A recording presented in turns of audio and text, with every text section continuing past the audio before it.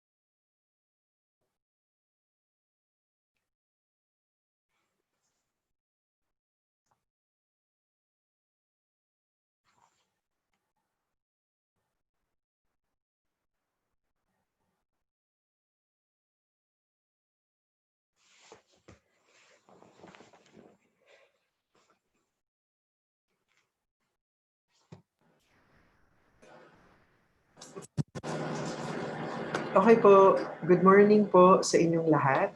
Thank you so much for joining us this Thursday morning. Hello po sa lahat ng faculty from the different CUs of the university.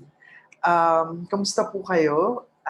Nagkaka-nightmares na rin po ba kayo thinking about paano natin maitatawid ang susunod na semestre? So hopefully po after this webinar ay makakaramdam po tayo ng mas kaunting pangamba at mas maiisip po natin kung paano natin paplanuhin yung ating susunod na semestre. Okay? So I'd also like to say hello to sa Team Zoom. Meron po tayong Team Zoom at meron po tayong Team YouTube. So hello po sa inyong lahat.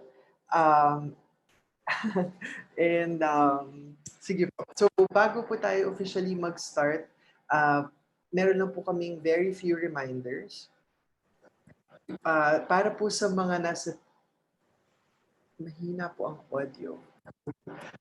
Para po sa mga naka-team Zoom, okay, bukas po yung chat for all our chika. And then if you want to ask questions, please use the Q&A panel. Okay po, or Q&A button here. So kasama po natin si Dr. Junel Labor. He will be the one moderating our Q&A panel dito sa Zoom. Sa lahat naman po ng mga kasama natin sa Team YouTube, hello po sa inyo.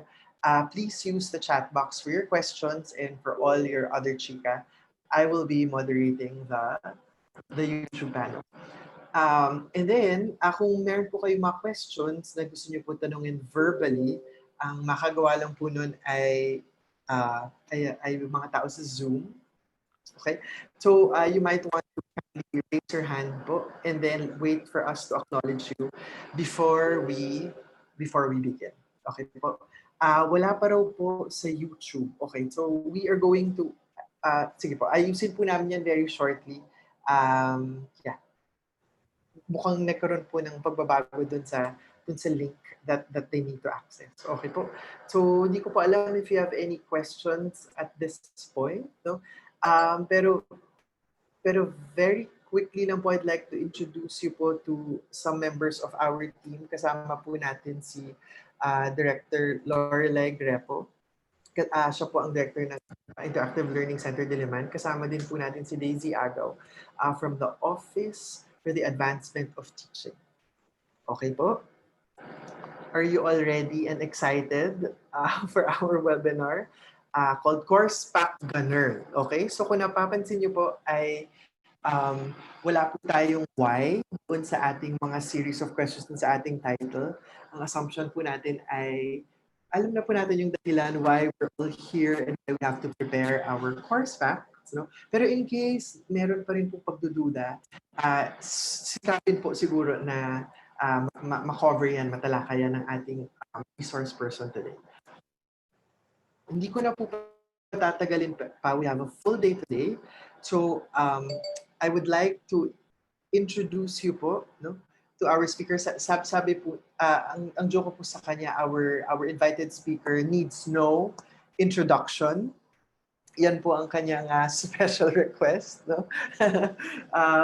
Pero siya po, I'm so grateful that she said yes, no? Isa po siyang faculty member from the College of Education at meron din po siyang experience sa pagtuturo sa UP Open University.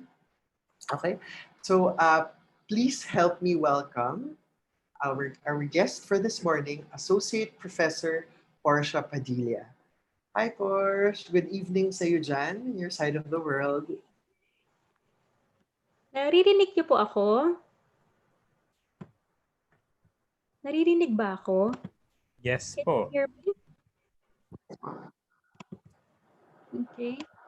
Okay. Can you see my slides po? Hello? Can you see my slides? Okay. Yes po. Okay, good. Hello po, good morning. I'm Portia. I cannot afford the car, so I have to settle for the name. So thank you for taking time out to be in this webinar today. It's on Course Pack Ganern. where to start, what to do, how to do it, and what to write. And I'd be sharing with you my own experience on course pack preparation. I'm sure that some of the things that I will share with you may not be the same as your own experience, but still, I hope that you would still be able to get a thing or two this morning. So, in the previous webinar, the faculty participants, we were asked what we missed most about face-to-face classes. Now, I'm sure that you miss other things aside from teaching face-to-face classes, like maybe some less academic or non-academic things like social events. Okay? What social events do you miss? Okay. Do you have access to a chat box, right? And I think you have some thumbs up sign there. So if you miss the social event that I will say, please give me a thumbs up in the chat box. Okay. So do you miss eating out with family? Give me a thumbs up if you miss eating out with family. Okay. So how many miss eating out with family? That seems to be okay, a lot. Okay, how about this next social event? Do you miss watching movies with friends? Give me a thumbs up or a yes if you miss that social event. Okay. Wow. There are really so many things we miss aside from our face-to-face classes. And I'm sure there are other things, other social events you miss. But at this point, I would like us to focus on a particular event, a social event called, what is that social event? My okay, my slides are not moving. I don't know what happened. Okay, we will focus on the social event of a wedding. How many of you miss attending weddings? Okay. If you miss attending weddings, please say yes in the chat box or give a thumbs up sign. Okay. I don't know why, but I cannot seem to move my slides. Okay. We are having some technical difficulties here. My slides are not moving. Okay, let me stop share for a while. And so how many miss weddings? Maybe you're wondering what on earth is the connection of a wedding to course pack preparation. I will tell you shortly as soon as hopefully my slides come out again. Okay, I'm sorry, I'm sorry, colleagues. This is live, and this was, one of the things I was concerned about actually if technology fails me or if I fail technologically once again. Okay. Are my slides showing po? Yes po. Okay. So why are they not? Okay, let's see. Can you see my slides? Yes, ma'am. Okay. But they're not moving. The slide is not moving. Would Okay. you want me, Doc Portia, to be the one projecting your slides for you? You just have to mention to me when to move it. Okay, sige sir, please. Okay. You have a copy of my slides Yeah. anyway. Okay. Okay. So let's see if that works. I mean the team in Marsh, can I try sharing your screen? I mean, can I try sharing your slides? okay. Weddings. Okay, weddings. How many miss attending weddings? Let's see. While they're trying to fix that. Two hosts are better than one. So I wonder if two wives or two husbands are better than one. But anyway, let's see what happens. So Sir Ton of Oath has a copy of my slides as well. Let's see if things work out from their end. I am not hosting this webinar, so I don't know what now. Okay. So let's Marsh, can you see my screen? yes. Okay. You can move it now, Ton. Can you move it? Can you see Go the on. slide? Okay, there. So when was the last time you attended the wedding? Okay. Why did I ask that? Because now I would like to tell you about my recent wedding. Okay, and Ton will show you the next slide to signify the fact that I am about to tell you about my recent wedding. Okay. So what was your first reaction when you heard me say that? That I am going to tell you now about my recent wedding. Were you excited to hear what I was about to say? Were you surprised or maybe you were even shocked? I wonder what my colleagues at EdDoc are thinking right now. What is your what is your reaction? Is it something like, oh my God, Portia got married, why didn't we know? No, actually, I just tried to give you a Pak Ganern moment. And Ton will show you that slide. What is this thing called Pak Ganern? So literally, Pak Ganern can mean, boom, look at that. It can be an expression of excitement, happiness, amazement, or even shock. So now let's stop talking about weddings. Let's get a little more serious. So tell me honestly, what was your first reaction when you learned that you are going to make a course pack for each course that you will teach this coming semester? Were you excited? Did you feel excitement? Give me a thumbs up or say yes if you were excited. Oh, horrified, OMG, challenge. Oh, these were the things that you were feeling. Okay, nothing wrong with the feelings. It's okay. You must have had a reason for having those feelings, in the same manner that I had my own reason for asking you about weddings earlier. And my reason is in the next slide. I mentioned weddings because my course pack preparation is something like a wedding. Um, kinda, sort of, I think, because you see, the truth is, I have never been married. So, um, I can only say sort of, kinda, maybe like, I think. But even if I have never been married, I have finished a horseback. So that's one out of two. That's not so bad, is it?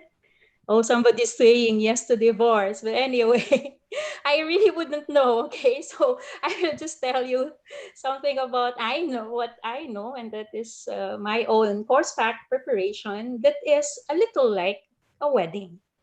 So why is that? Let's see what this something old, something new, borrowed, and blue symbolize. And it is in the next slide. Okay, there is an old English rhyme, a superstition dating back supposedly to the Victorian period that believes that if a bride wears something old, new, borrowed, blue, and for good measure, a sixpence in her shoe, all those things together symbolizing beautiful aspects of life like continuity, optimism, borrowed happiness, love, purity, fidelity, and prosperity. All of those are supposed to happen to the married couple, the newly married couple. So don't ask me if that's true. I can only say that all those things, something old, new, borrowed, blue, and a sixpence in her shoe, in my shoe, okay, all of those were somehow connected to my course pack preparation, sort of. So let's start. What on earth is this about? Okay, let's move on. And before you start thinking that the objective of this webinar is for you to attend a wedding or maybe even have your own wedding, let's get things straight. Hopefully, you would be able to gain insights on course pack preparation for remote learning and consequently take relevant steps in building a course pack for effective remote learning. Okay, so that said, I think some of you at this point might be saying, "Yeah, right, Porsche. I saw your course pack. I mean, come on. Am I really expected to make something like that? I mean, I saw your course pack at least aspects of it." Okay, so let's answer that question first off as we move to the next slide. Are you expected to make a course pack like that? Well, keep calm and breathe. Keep calm and hear me out. We're different people. We're different teachers. We have different courses. We have different students. And honestly, we have our own takes of academic freedom. And so I say that I don't really think you would like to make a horseback like that. I mean, whatever that means. But I think if we move on to the next slide, I would be able to somehow say why my course pack has that level of detail. At least that's among the things that I've been getting. Why that level of detail? Well, as stated in the course guide of the OVLE course on course redesign for remote learning, the point is to plan how to enable all our students to learn the course effectively on their own. So it's all about independent learning. So I had that in mind. I wanted my students to try to learn effectively on their own remotely because I won't be there in the classroom with them, not in the same way that I used to be when we had face-to-face classes. And so to help them effectively and independently learn, I figured that there was a certain level of explicitness and a certain level of support that I needed to reflect, that I needed to concretize somehow in the course pack. So certain degree of explicitness that will show clarity, direction, and enough scaffolding for the students to be able to achieve the course outcomes and the different learning outcomes across the different weeks in the SAM. I also wanted to try to show support to students as much as I can because these are really very challenging times. So part of the support that I wanted to reflect in the course pack is the regular communication with them, a caring environment, and feedback as regular and as prompt feedback as I can. So the next question you might have is, but why? I mean, why that explicitness, Porsche? Why that support? These are UP students after all. They're good. Yes, I admit. In fact, I've heard some of our colleagues say that our students excel despite us and even without us. So even if I don't provide all the explicitness that is in my course pack, even if I don't provide that level of support, I'm sure our students, my students, will do relatively well, just the same. However, I thought that, if even despite us, sometimes without us, they could already perform well. Imagine the heights that they will reach with our expert guidance. And so I thought, Since I'm doing it anyway, I might as well try to put myself in their shoes. What would help me if I'm all by myself with all these challenges right now? What would help me perform well despite all these? And besides, as you will see in the next slide, this attempt at explicitness and support is not altogether altruistic. I would have to admit that I did what I could before the start of the semester in terms of making making an rather explicit and supportive course pack, if I could say that, because okay, this one I'd have to complain with this one.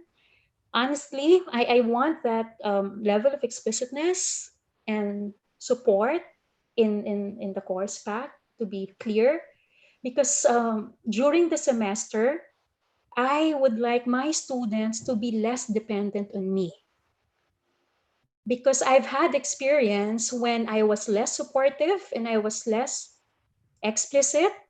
And what happened was during the semester, I kept being excuse the term, being bugged by students with all their questions and concerns here and there every now and then. Um, Honestly, I cannot afford that added stress right now. So if I try to anticipate their questions and their concerns, and before they even ask them, I already tried to put them down in writing in the course pack. Because honestly, from past experience, if something is explicit and clear, and if adequate support and guidance and scaffolding is there, then the students, even if they're on their own, like good adults are, like good students are, they are able to deliver good performance. And I was thinking of all that coming from years of experience, and in the midst of all of this challenging time, honestly, I cannot afford the added stress of anxious students who are not clear about the direction of the course, about the instructions on things to do, among other things. So I figured that if my course pack is one with enough explicitness and support, so my students will be less dependent on me, yet deliver good performance, while I, on the other hand, will have less stress. And because of that, I will be able to free some time and some energy to do other important things, if not more important things. Come on, you all know that as full-time faculty, aside from teaching, we have the expected committee work. And then honestly, more than the committee work that I know will take a lot of time, I I don't need additional stress coming from um, all the questions and the bugging and the concerns of students, because I have yet to finish my dissertation, which is already long overdue. Okay. So how can I actually focus on that if every now and then students keep asking me questions because it's not clear enough in my course path. So I honestly wanted to free myself from that, because I don't want the extra stress. So there's also the research project I'm involved in, and because of the situation, there are always calls for support from the basic education sector. And lastly, and more importantly, I need the time and energy to take care of my own self and take care of my loved ones who have been, affected adversely, financially, psychologically by the pandemic. So before you start thinking that it's all about the students, and yes, part of it is about them, but it's also for me. It's also for me as well. So that is why my course pack is like that. But enough of that, whatever that means. Let's move on and find out how I did that. Moving on to the next slide.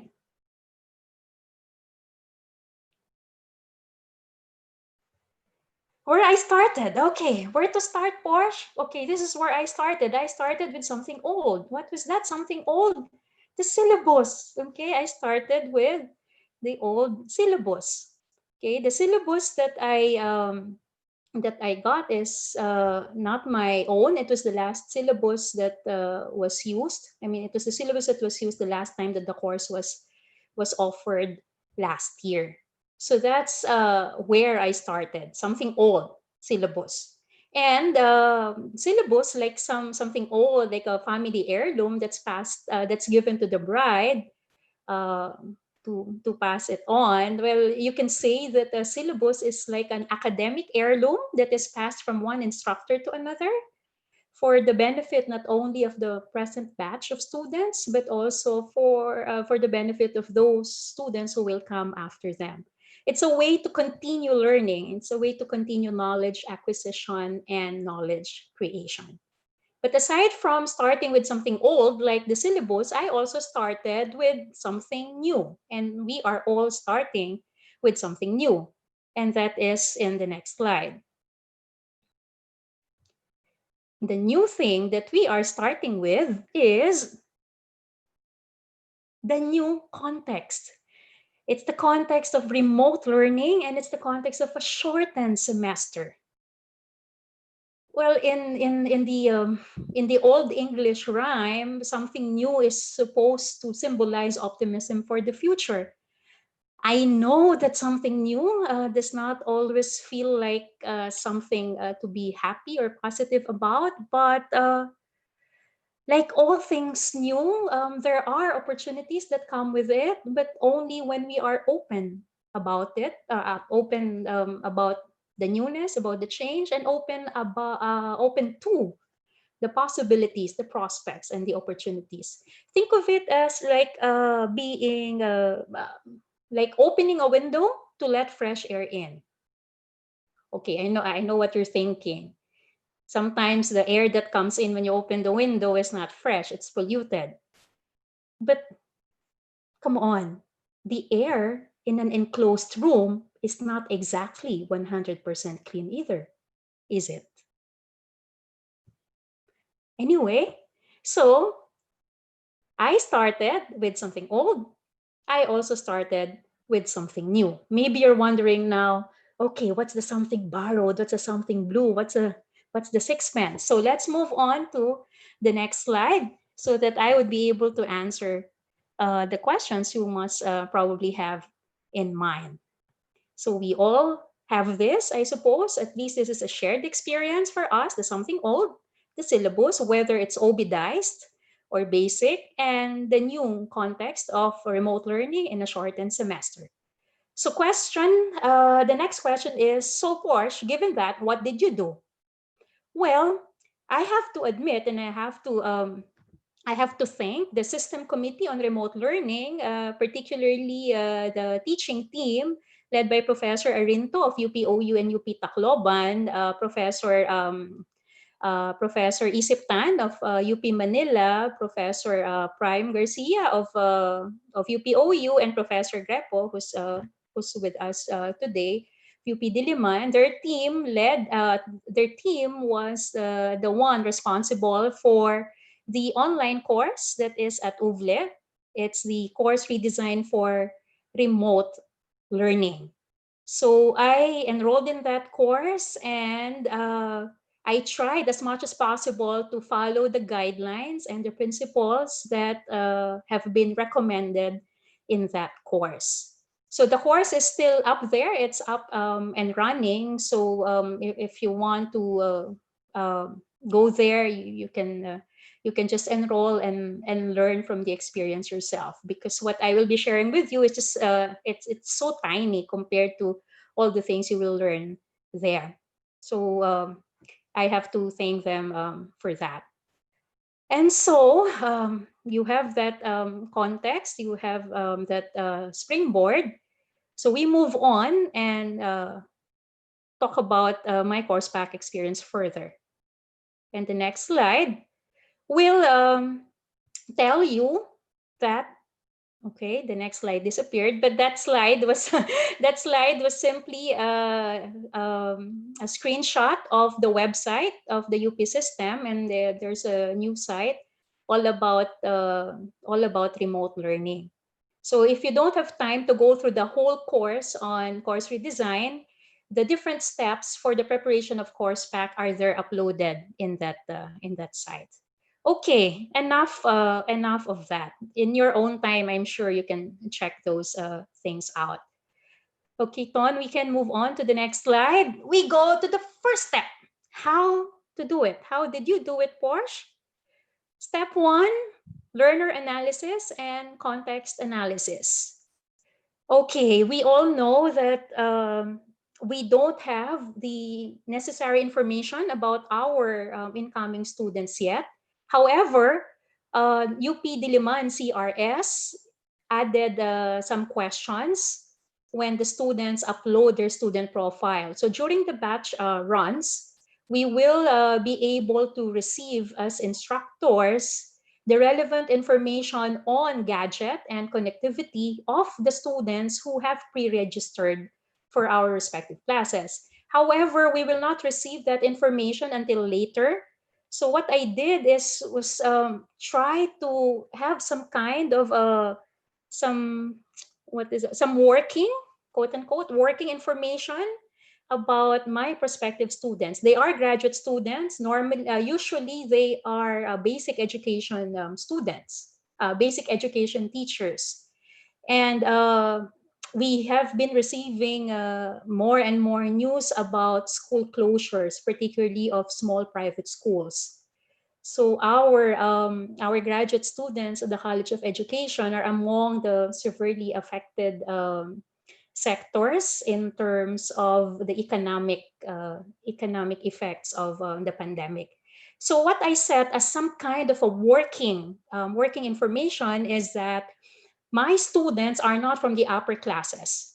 So socioeconomically speaking, at the highest, they would probably be lower middle class, and they will have some gadget and connectivity issues. Their default, both as graduate students and as basic education teachers, is face-to-face teaching. And like so many of us, they are facing some financial and psychological challenges. So that is my working, that's my working analysis of my prospective students. However, I want more information about them, more evidence-based information, which I would probably get only on the first week of classes. And I will get that information through what I call a remote learning readiness survey, which I don't know, which I can't, Want to I share your don't think screen? it can be shared here. Can it be shared, Ton?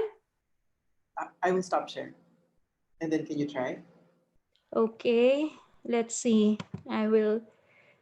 Let's try this. Okay,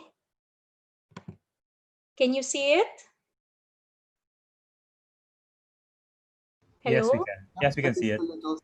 Okay, you can see it. Okay, this is what I put together, and I intend to send this to my students as soon as possible, because I believe that aside from hardware and software requirements, which the CRS questions will take care of, these other things are important for remote learning, especially among students who are doing it for the first time. So what are their expectations? Are they self-directed learners? What are their learning preferences, study habits? Do they have learning strategies? Can they read and write well enough? Among other things. Okay, I know your question probably is, can you use that survey if you want to? Yes, sure. you can use it, you can adopt it. I mean, whatever purpose it may serve you, go ahead, just make the proper attribution. Besides, the original of this was found in the Creative Commons anyway. It's a Vicky Williams original, which I just adapted to fit my own purposes. Okay, so you can very well use it or adopt it as you see please. See, please. Okay, I'm running out of English. Okay, let's move on. So, if if I think that my prospective students are like that in terms of connectivity, in terms of their default way of studying and attending classes, and that they have their own challenges, surely there would be implications in course design and course delivery. So if I think that my students are like that, then how do I make my course pack such that I take all those things into consideration? And let us see if I would be able to show you that. It's in that slide, but Shall I share it again? okay, let me see. I don't know why. Okay, oh, my slides are moving, Ton. Can you see my slides moving? Uh, we still see the PDF file. Oh, you still see the PDF file. Okay, let's see. Oh.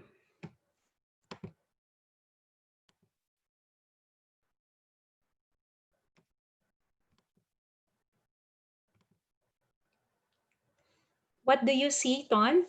What do the participants see? We see a slide, how I did it, analyze learners and learning content. Okay. So some of the implications to course design of my analysis of my students would be something like this. Okay. Yeah, I think you have copies of my course guide version something. So I set as a default that we will hold classes in UVLE, but I also put there in the course guide that I'm open to any other viable option. I am not using synchronous sessions for input for any content, but more for consultations and clarification. So if there are, if there are opportunities for guests, I will not unduly disadvantage those with internet access problems. So whatever the guests will, if any, whatever they will share is not going to be super crucial to the fulfillment of course requirements, but more for enrichment. Um, Aside from that, I have told them there in the course guide that I'm open to different schedule, not necessarily the CRS schedule, should they need a real time session with me for consultation. And also there, I mean, the whole thing that we're preparing for is a course pack, and there, so it's part of it. And I also took into consideration that most of us, if not all, are not functioning fully the way we were before. So I tried to limit the length of the text-based learning resources and also the audiovisual and visual resources, the videos and audio clips. Also, because this course is highly dependent on access to children's books, and I cannot expect my students to have their own children's book collections, very few of them do. At the same time, I cannot in conscience expect them to buy children's books just to fulfill my course requirements. And so included in the course pack will be a set of local children's books, which I will be lending them to be returned at the end of the semester. So I cannot even require them to subscribe to some publishers online. It's just too much. That's so callous and insensitive. Also, for the first time in my teaching life, I have declared in the study schedule halfway through the SAM what I call a reading week. And explicitly, as you see in the course guide excerpt, I'm telling my students to use it uh, as a way to read, not just, course materials, but really read or make sense of what their bodies, their minds are feeling, and to use that as an opportunity to do some self-care. I mean, never before have I done this, but in recognition of what we are all going through, and what some people are going through is worse than what we're going through. So I have that for the first time, and for the first time, the super strict teacher Portia is actually going to accept requirements until the last day of classes. What was my house rule in terms of requirements before the pandemic? You get a deduction for every day that you submit your requirement late. But that's all. I mean, it's gone now. So there, I mean, you can't submit the course requirement on time. It's okay as long as you are able to submit everything by the end of the SEM. You will not get any deduction, but just to exercise some fairness to those who would be able to submit on time, just fight everything, then I give them bonus points. And then I have that sentence or those sentences all over the course guide about, if you need support, if you need accommodation, tell me. Okay, and I'll try to act accordingly. And also for the first time, never before have I included in my house rules something like number one. And it's a number one house rule: to be kind to yourself and to be gentle on others, to reach out when you need help, to help your classmates or the instructor whenever possible. I mean, never before have I done those things.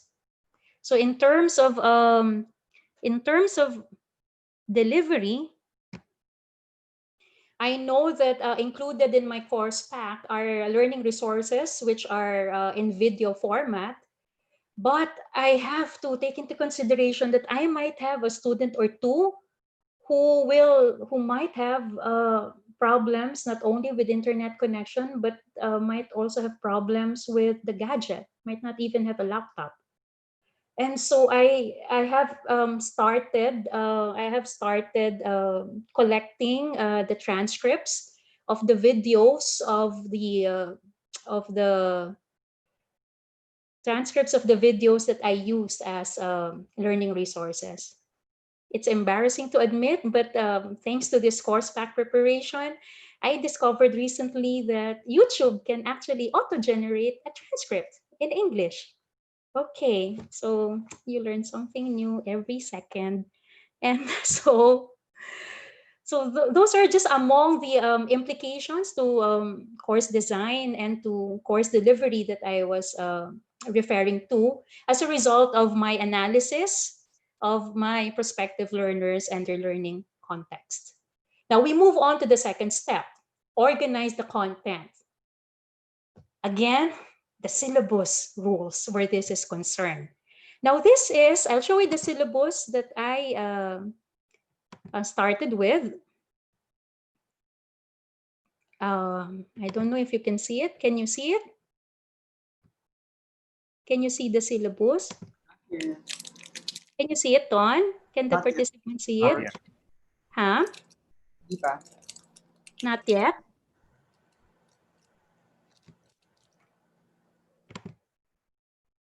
They can't see the syllabus. Okay. This one, can you see it? Yes. Thank you. Okay. Okay, this is the syllabus I started with. It was the syllabus that was used last year, 2019-2020. Okay, so it's not an OB-based syllabus yet. So this is what I started with. Okay, so you have the usual, the course outcomes or course objectives, and then I have the subject matter outline with the weekly distribution across the SEM. So that's it. You don't have weekly learning outcomes. You only have that subject matter outline. You have the grading system, how house rules, and the usual list of references. Now I had to transform that for purposes of course pack preparation into an obidized syllabus. Okay, so come up with I have to come up with the learning outcomes every week. So as you can see there, so I have week 1, so those learning outcomes, and then you have week 2, okay, week 3, 4, all the way down, okay? And eventually I had to look for resources for each of these topics and learning outcomes. So maybe your question is, so how did you go about it, Porsche? I mean, that old syllabus that you inherited or that you started with is good for 16 weeks, and it's not for remote delivery. So I had to figure that out, right? So, Ton, can they see this? Can you see this? Yes. Okay. So on the left column, you have the 2019 to 2020 topic outline, the subject matter outline from the old syllabus, and you have on the right column, the rightmost column, the new subject matter outline for the 2021 syllabus, the one in my course pack. So I had to make a decision. This is where the decision making had to come in. So it's a matter of what is essential, what is important versus what is only interesting. And some things got to give. Okay. Of course, I cannot change the course outcomes. That's non-negotiable. I cannot change the course outcomes, but I can work around the topics in such a way that even if I let go of some topics, even if I integrate some topics, I would still be at peace, knowing that even with only those topics remaining, the students will still be able to achieve the course outcomes. And so, as you can see here, some subtopics were integrated. So two topics here: theories of development and children's needs and interest. Both of them eventually just went to one subtopic, the guidelines for choosing children's lit. So you have all this. Some topics were integrated and joined one particular subtopic in the new syllabus.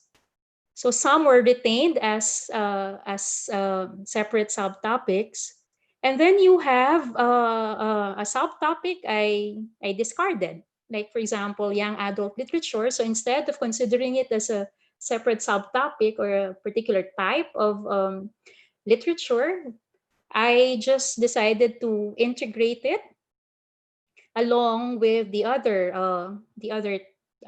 genres. So there would be modern fantasy that is a young adult literature in the same manner that you have modern fantasy that's a children's book. So you have that. Okay. Then this one was retained, and then I streamlined a whole major topic. So in the past, there is a one major topic on reading programs and all those, but I figured, hey, I mean, even if I don't discuss all the other reading programs, it will not unduly disadvantage my students in terms of achieving the course outcomes, because there's nothing among my course outcomes that had something to do with reading programs and the reading process in general. What it has something to do with is literature-based reading programs. So I streamlined it. I only chose the ones specific to literature-based reading programs. And that's why you have this. You don't have this anymore. You have this instead. And then finally, the last major topic that has something to do with the use of children's literature in reading programs, you only have these three subtopics in the last major topic. However, when I was trying to divide these three subtopics into into different weeks, it was just not making any sense. So I decided to task analyze the whole process. So it's all about the process of designing and planning literature-based reading programs anyway. And so that whole planning business can actually be broken down into 7 specific steps. So once I had this part task analyzed, it was easier and it was more manageable to think of it in terms of weekly topics. And so that's how I went about, very briefly, that's how I went about the process of trying to decide which topics to let go of, and which topics were retained as they are, which ones were integrated, and so on. Okay, so that's how I did that part. Now, for those of you who might be asking, oh, how do I go about thinking of the learning outcomes every week? I only have the topics. It will be good if you have something handy, like a list of action verbs that you may use depending on what you would like the students to be able to do with the content.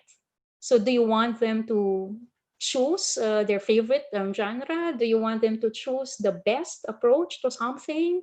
Or do you want them to analyze the issues in children's lit? Do you want them to create something new? Do you want them to adapt something, to build something? So it was handy having a list of these action verbs, and there's a lot of these lists online. So you can just Google Bloom or revise Bloom taxonomy of learning objectives or outcomes or verbs, and you will see that soon enough. It will definitely show up in Google. So for those who might be having quite a challenge in that regard, don't worry. Good old Google has actually some useful tips for us in the form of freely available resources. Now, Ton, which can you see? Do you see the slide, or do you still see the PDF files? I only see your face. We Oh, need to share. sorry, we, sorry. we need to share. Okay, okay, my golly, my kulay. So, you can't see the slides again? Can you see the slides now? Still Yeah. not? Not yet, ma'am. Yeah. Oh my. Ah, this is so stressful. I don't need this stress in my life right now. Okay. Love you, Ma'am Porsche. Oy, there might start a rumor about the two of us. Stop saying that in public. Okay, especially after I announced that I have never been married in reality. But anyway, Same. so so that's part, no? That's part of the organization of content. So you see this slide now? Yes. Okay. Now, just to clarify, no? So this one we I think this is more readable. So we are used to starting with topics like this. What we are being asked to do is to come up with these learning outcomes in connection to the topics, and to try to divide the topics and the learning outcomes on a weekly basis that will be achievable for the students.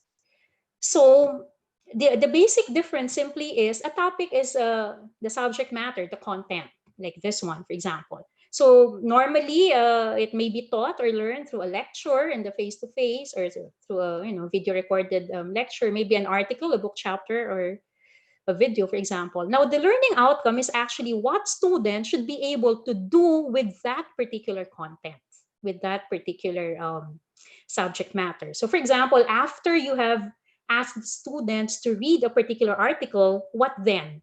What should they be able to do? So they know already about the different approaches. They know already about the different theories, for example. What now?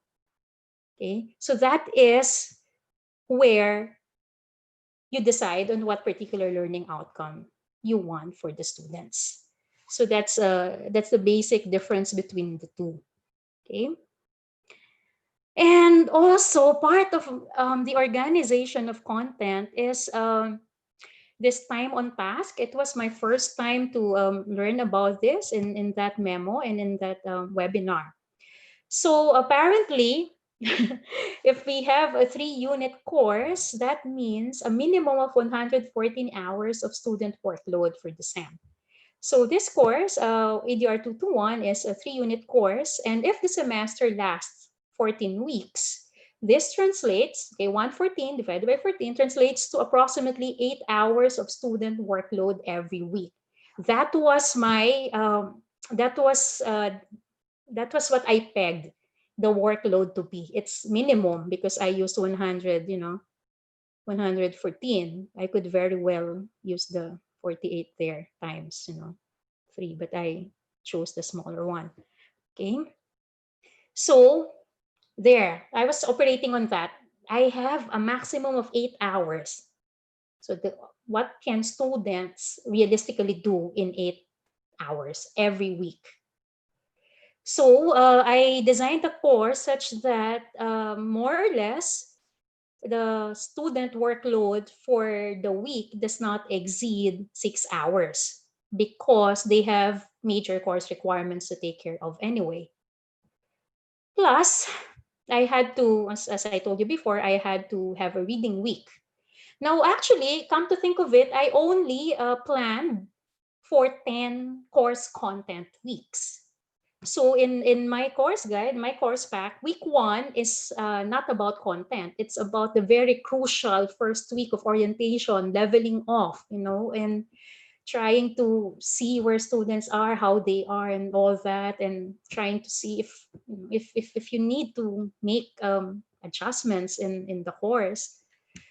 Then week 2 until week 6 is for content, then halfway reading week, then 8, 9, 10, 11, 12, 5 weeks course content week.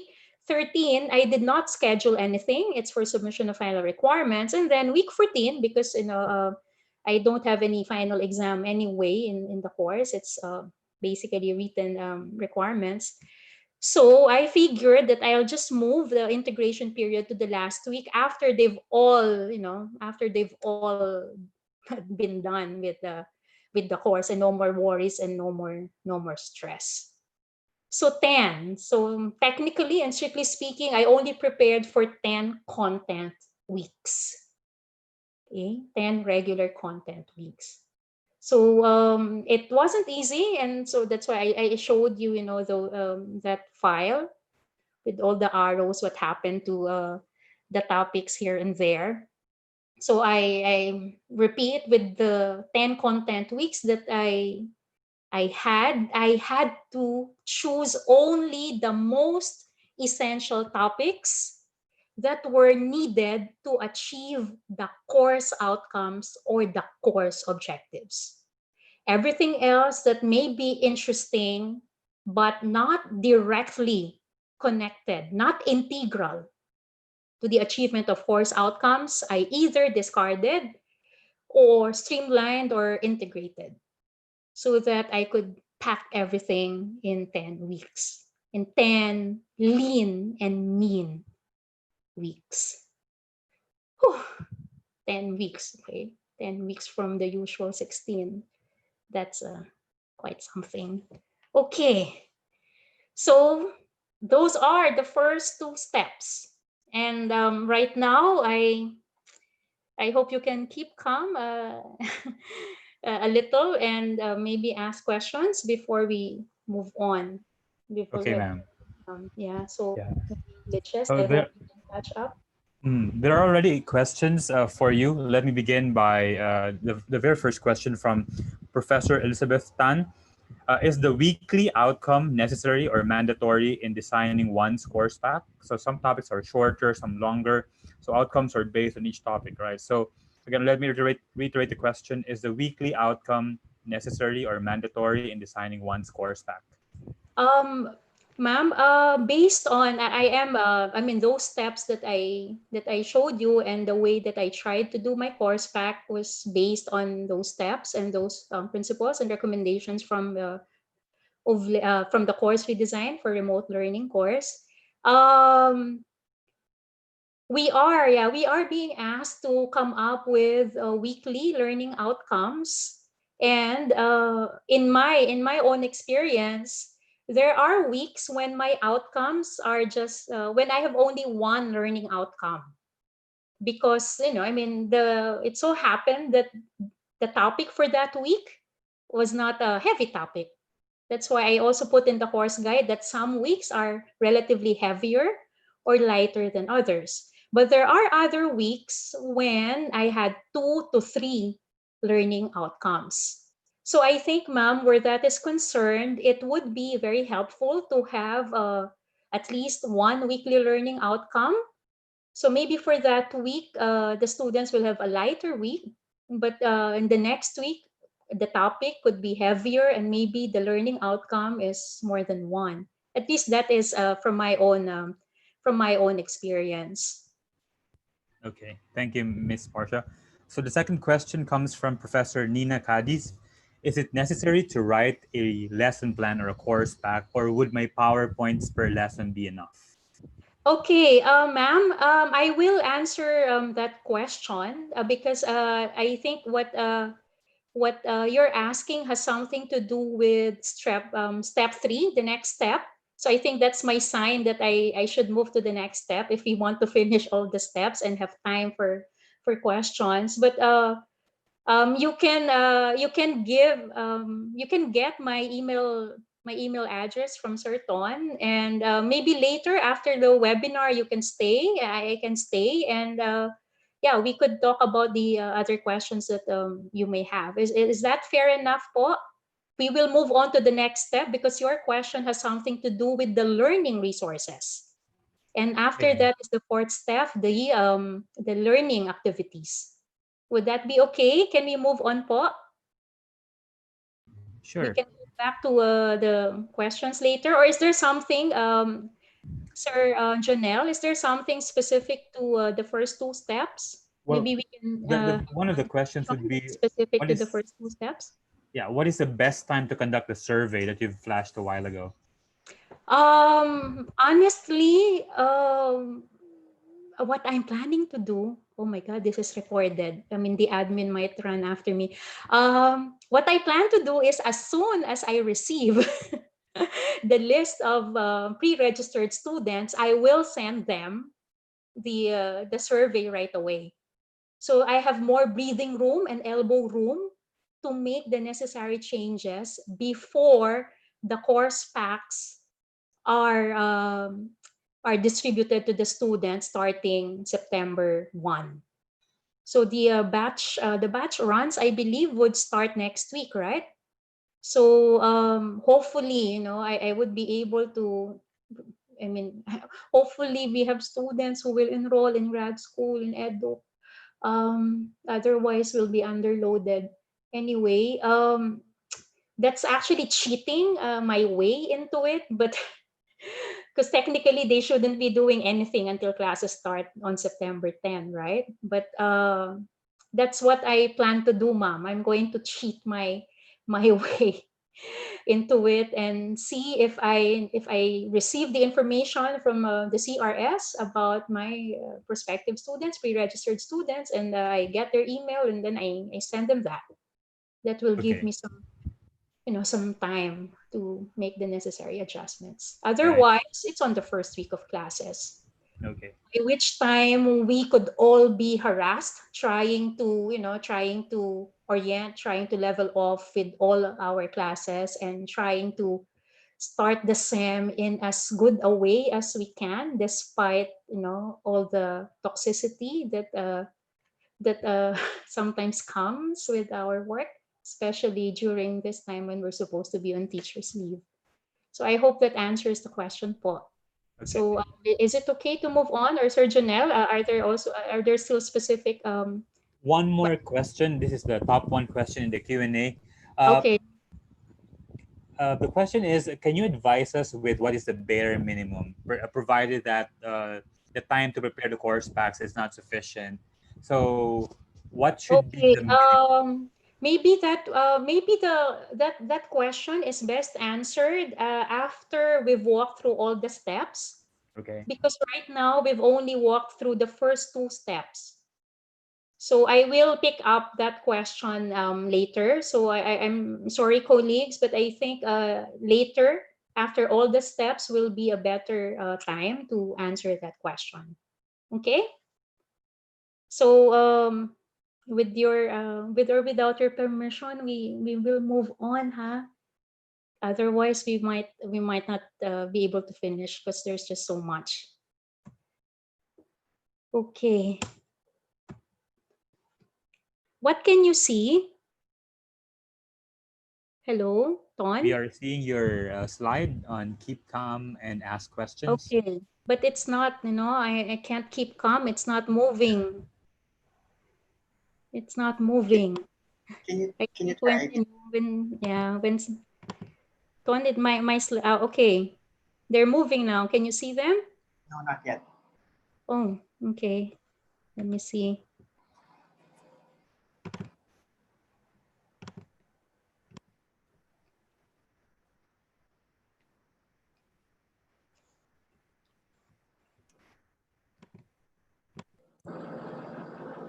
Okay, can you see the slide? Yeah. Okay. So we move to the third step. We had the first two steps, learner and context analysis, and the content organization. Now I've read a lot of questions connected to this one because I read through the file with the questions from the participants. So third step is, okay, so now you've reorganized your syllabus, you have all the learning outcomes every week and all, and now it's time to look for the learning resources. Take note, I used look, not make, okay? Because for this particular step, aside from something old and something new, I added something borrowed. So in my experience, primarily, I used old slides, old files, old notes. I borrowed resources that are already existing, and many of those, the old slides that I had, I tried to repackage or come up with a new edition, so to speak, but not something drastically different. So more like cosmetic changes. Some borrowed resources I also repackaged somehow, but some resources I borrowed online, and some from authors I personally know and ask permission from. I just kept them as is. Okay, why? Okay, this one, if this were face to face, I would ask all of you to read this with me. There is no need to reinvent the wheel. Work with what is already available. This was what I actually told Ton. Ton first asked me to talk about module development. I said, sorry, Ton, I will not do that. I will not talk about something I don't practice. And I did not practice in my course pack preparation. I did not write any module. My gulay, who has the time to write a module now? And besides, why write a module? There are so many resources out there. My own slides, and then you have your books, you have articles, and then you have open educational resources, you have free resources that are Googleable. So it's just a matter of selecting the ones that are most appropriate to serve our students and our purposes this coming semester. So what did I do? So some old slides I just repackaged. For example, I had this, oh my God, my embarrassing slides. Okay, so this is an old PowerPoint presentation. Oh, my edu colleagues will probably be ashamed of me. Porsche, you are not following the guidelines of educational technology. I know, that's why I had to repackage it, primarily the same content. Oh, and see, there's narration now. I learned how to record the narration. Okay. So it's primarily the same content which is packaged differently this time. So some I let go of actually, and some I just added an example. But basically, it is not significantly different content-wise from the old slides. So that's what I mean. I had a lot of them. Those old slides, I just repackaged them. So maybe you're asking, I mean, do I really have to use, a new packaging for my slide, come up with a new edition? Hey, if it's not needed, why bother? If, the old slides, the old resources serve still their purposes and would still be sufficient for the students to achieve the learning outcomes, please, by all means, use them. We're not here to kill ourselves, okay? I mean, nobody, even PhilHealth will go bankrupt soon. So, I mean, if we all die doing this course pack preparation, I mean, come on, right? So let's just get real. So that's why you don't have a webinar on module development, because I just refused to talk about that because I didn't write any module. Okay, I relied on those old slides, packaged them a little, and then there were some old files that I used. I don't know if you're seeing them. Okay, what can you see? This one. Ton, what is seen? Wala pa po. Hmm.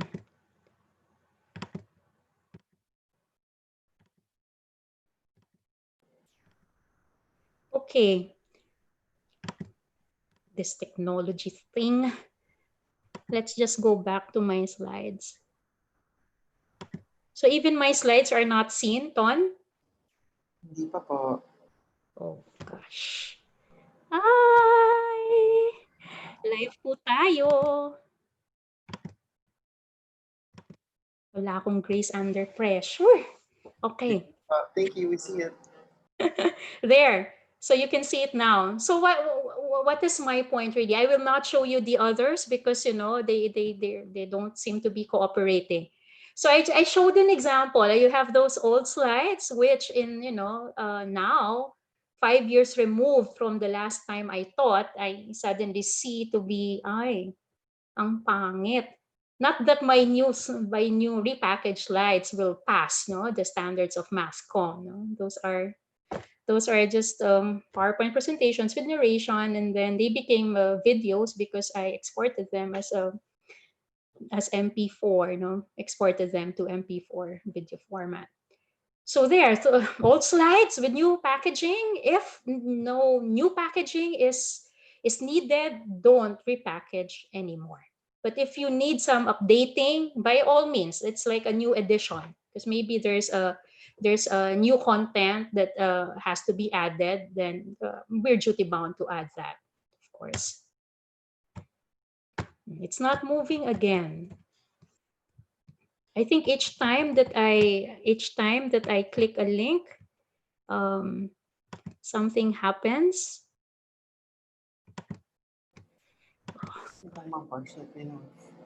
Okay, there. Can you see this now? Yes, thank you. Okay, there. So that's for my old slides and my old files. At the same time, I also borrowed certain resources. And some of them I packaged anew, some of them I retained as is. When I say borrowed resources, I am, for example,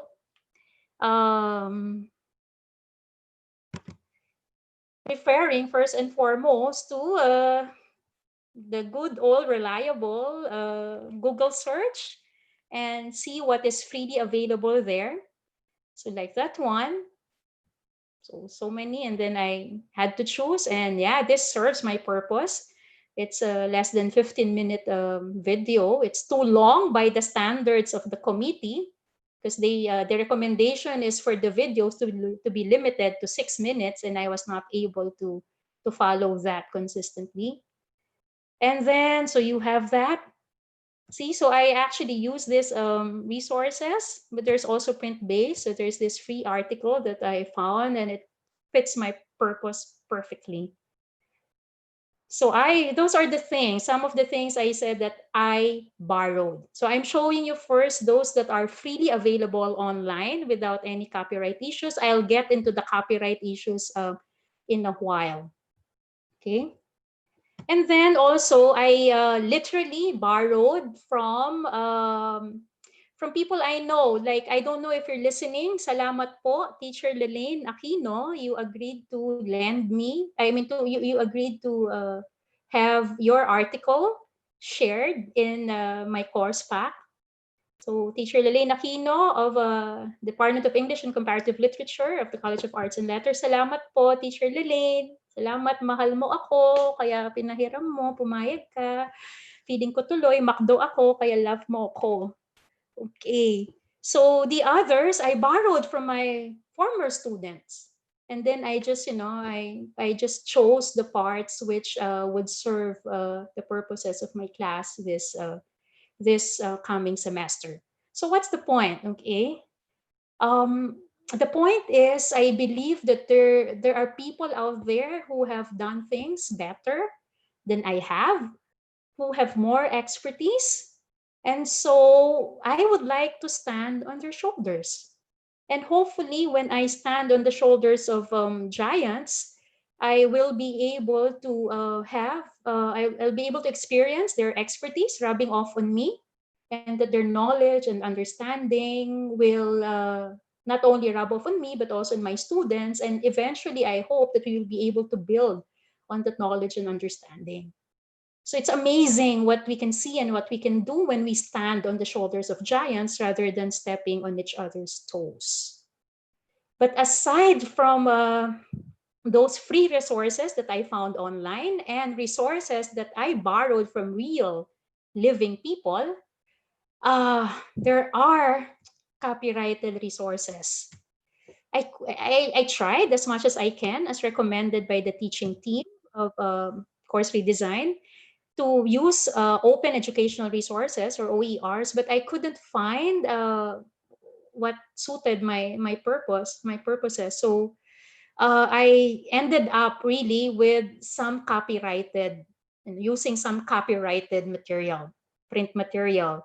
Um, don't ask me how I found them, okay? Because I don't want to go on record on how I found them. So anyway, so for the free resources, good old Google. For other borrowed resources, actual permission from authors I personally know. Then I have the limited number of pages. What I did to try to go around that is I have resources. I have pages from a book. A book is sometimes it's 200, 300 pages. Yeah, the most number of pages I got in any copyrighted book was less than 10. That's how I tried to go around it. I don't know if I did it correctly. I don't know if I am legally liable. So if you have, some of you had copyright related issues when you registered for this webinar. But like you, I also have questions. But in the meantime, I wanted to finish my course pack. And so I chose from something as small as one page, one very select page, to something maybe 9 pages. That's it. So I tried to compute, is this, would this reach 10%? I mean, if fair use is 10% or something for educational purposes. So those were the things I had in mind. But again, please, I'm not sure. I'm not an IPR expert. So I would like to, I'd like to encourage you to attend this webinar. Because I will attend this, all those copyright related questions that we have in connection to our course pack preparation will be better answered by an expert from the UP Diliman TTBDO. So that's on Monday. So let's see each other there. Okay. And so, as I said earlier, for this particular step, the selection and curation of learning resources, aside from something old and something new, I added something borrowed. And I would like to reiterate that it's for me, it's good to use the expertise of other people that is manifested in existing printed and non-print, print and non-print resources that I could use in my classes. The understanding would rub off on me, and hopefully me and my students and I would be able to build on that knowledge, on that understanding eventually. So the question now is, come on, Porsche, you mean you didn't make anything new? Of course I did. So there you have it. Okay, I also created a new resource. Wow, created as if it's a major thing. So whatever new resource I created is simply something connected to the Philippine context. So I couldn't find Philippine context specific content that's not copyrighted. So what I ended up doing is to put together a PowerPoint presentation using local books. So all the pictures you see here are pictures of local children's books. So there, so all of them. I mean, I can't find any readily available resource that would actually include all these things using local children's books. So it is only in those instances, those few instances, when I had to focus or highlight, I had to highlight Philippine examples, local examples, that I came up with a new PowerPoint presentation. Again, it's not a module. It's a simple PowerPoint presentation. So Porsche, why are your slides with narration? Because I made the mistake, a major mistake. It's probably because I am used to it. I don't have, I don't put notes in my slides. So even when I present, even when I present in class or in a conference or something, so I have the slides and then I just talk about the slides. It takes more effort on my part to actually write the notes, because I could do that. You could just write the notes for the slides and then convert the slides to PowerPoint presentation and use that as a resource for the students. But I just find that more difficult, and I don't have the luxury of time. I don't want the extra stress. I'm so selfish. It's always about me and not wanting stress. And so it was easier to just do some narration and just record it. That's simply how I ended up with that. Okay, so I'm sure some of you may have some annotated slides or some slides with your notes. You can very well use them. Okay, so my note to self for this particular step is: creating the learning resource is not the default. It is the last resort. So if you agree with me, if this is a note to self that you like, give me a thumbs up sign in the chat box. Step number 3, select and curate learning resources. The note to self is: creating the learning resource is not the default. It is the last resort. So again, work with what is available. Do not reinvent the wheel, because there's no need for that. There is no time for that. Okay? So I hope I was able to answer many of your questions connected to this particular step about the learning resources. Let me just check if we have a lot of yes and thumbs up here. Okay, so agree. Okay, thank you. See, that's why we have this seminar. I mean, this webinar on course pack prep using existing resources rather than on module writing. Okay. And now I am having problems again because my slides are not moving. Okay. It's telling me to keep calm, but it's actually time for you to keep calm. And now, if you have questions, particularly about learning resources, I think this is it's the time for those kinds of questions now. Sir Janelle, Okay, you have ma'am. questions Yeah. connected to that step on choosing Yes. learning resources. The assumption is if the students, this is from Sari Dalena, For students with zero access to internet, what kinds of materials should be included in the course pack? Okay, if the students don't have access to internet, but they have ready access to a laptop or a computer, then we can actually save, and the university administration announced that we can save the course pack in digital format in a flash drive, and that's the one that will be sent to the students. But that will only work if the students have access to a laptop or to a computer. So in a worst case scenario, if some students don't even have their own laptops or computers, and we don't want to risk their health by making them go to internet shops, assuming the internet shops will be opened again. Then I think if this happened to me, like what I said earlier, I would be preparing the transcripts. I would be putting together the transcripts of the videos that I have already selected for my course pack, and have a screenshot of the different parts of the video when and where possible, and then put them together as a Word file, and then probably convert it to a PDF file. Yes, I know it's so much effort, and it can go to that extent.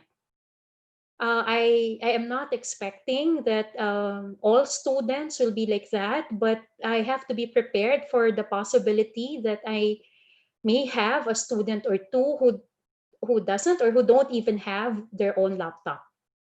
So the digital resources, the digital format is a no-no. So these things would have to be printed. These things would have to be printed.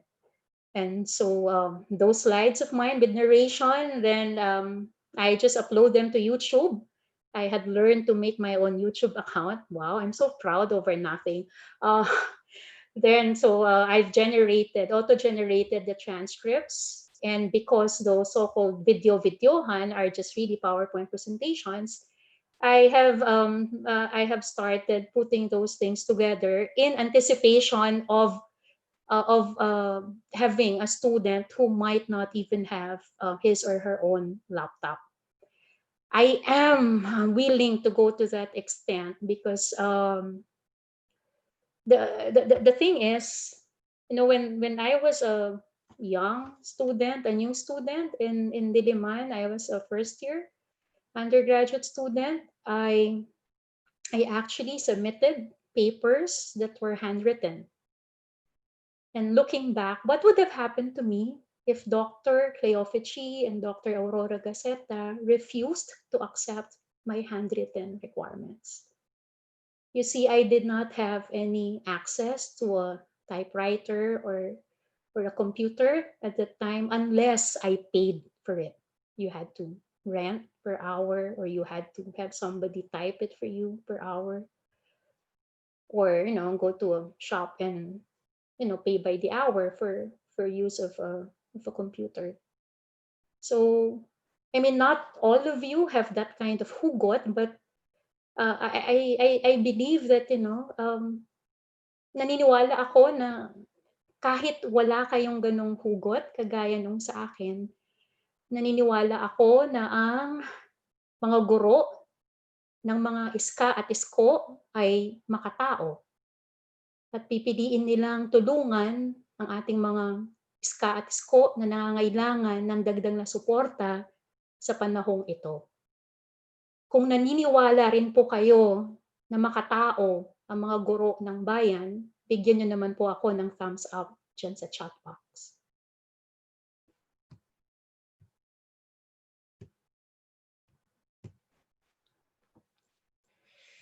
Salamat po. Salamat po dun sa mga sumasang-ayon.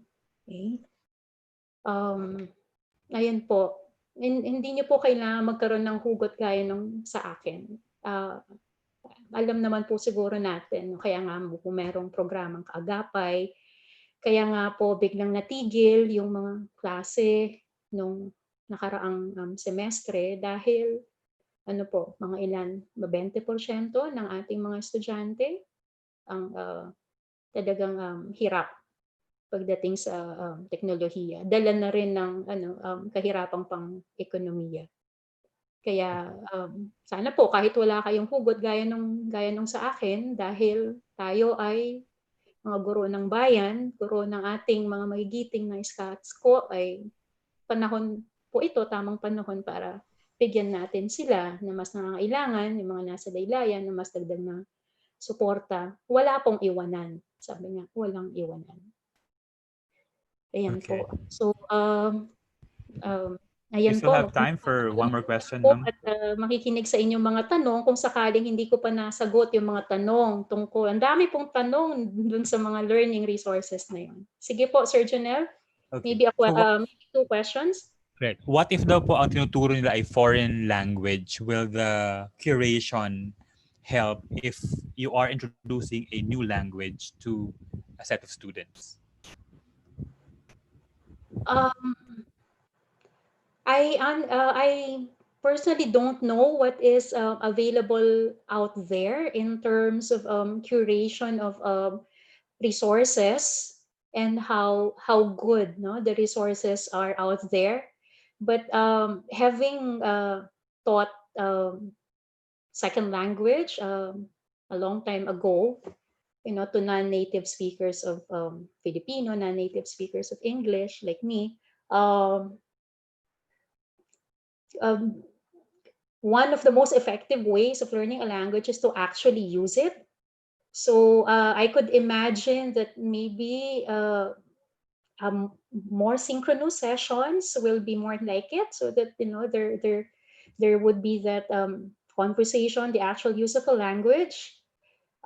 You learn a language by actually speaking it, but you don't speak the language when you are just watching or reading. I mean, you don't. Of course, you can learn somehow, but you probably won't learn as much. So maybe for that, for a better answer to that question, ma'am or sir, or who, moms and sirs, maybe we can just talk about that afterwards, because that's a challenging situation, because you create resources, but you can't make the students converse with you or with each other because they don't have internet connectivity. So honestly, right now I can't give you a ready answer, because the only quote unquote remote experience I have for language learning is synchronous.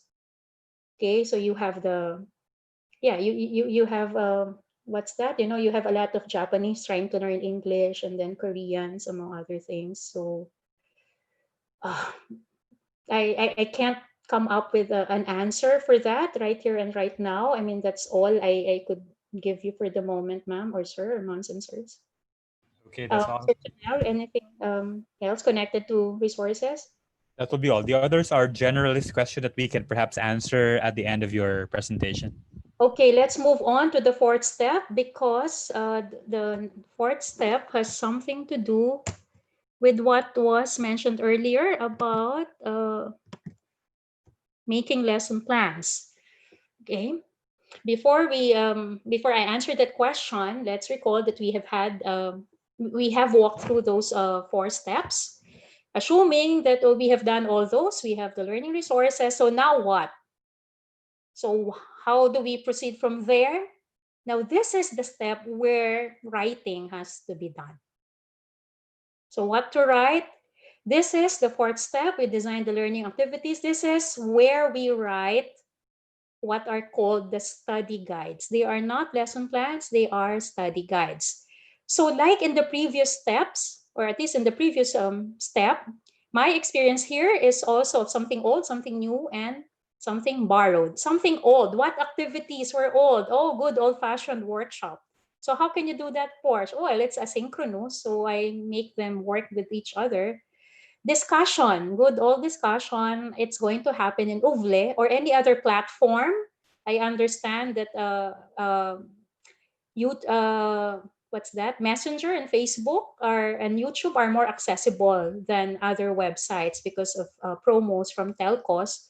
So I might be forced to have an FB group, and that's where we discuss something. If if OVLE is problematic for the student, I mean, if OVLE access would be problematic.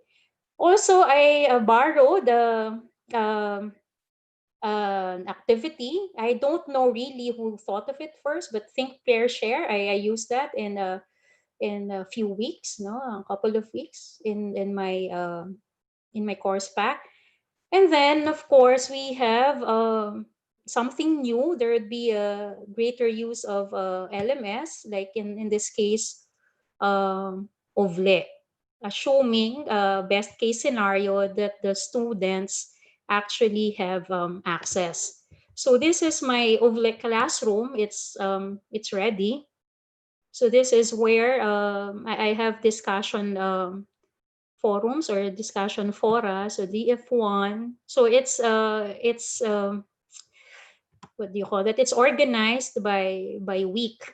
So all of these are in the course pack. So for those who have access, then they can just go to this course website and download, or as given as announced by the admin, and an option is for us to save them in a flash drive. Okay, so that is relatively something new, because in the face-to-face class, because it's face-to-face, honestly, I didn't find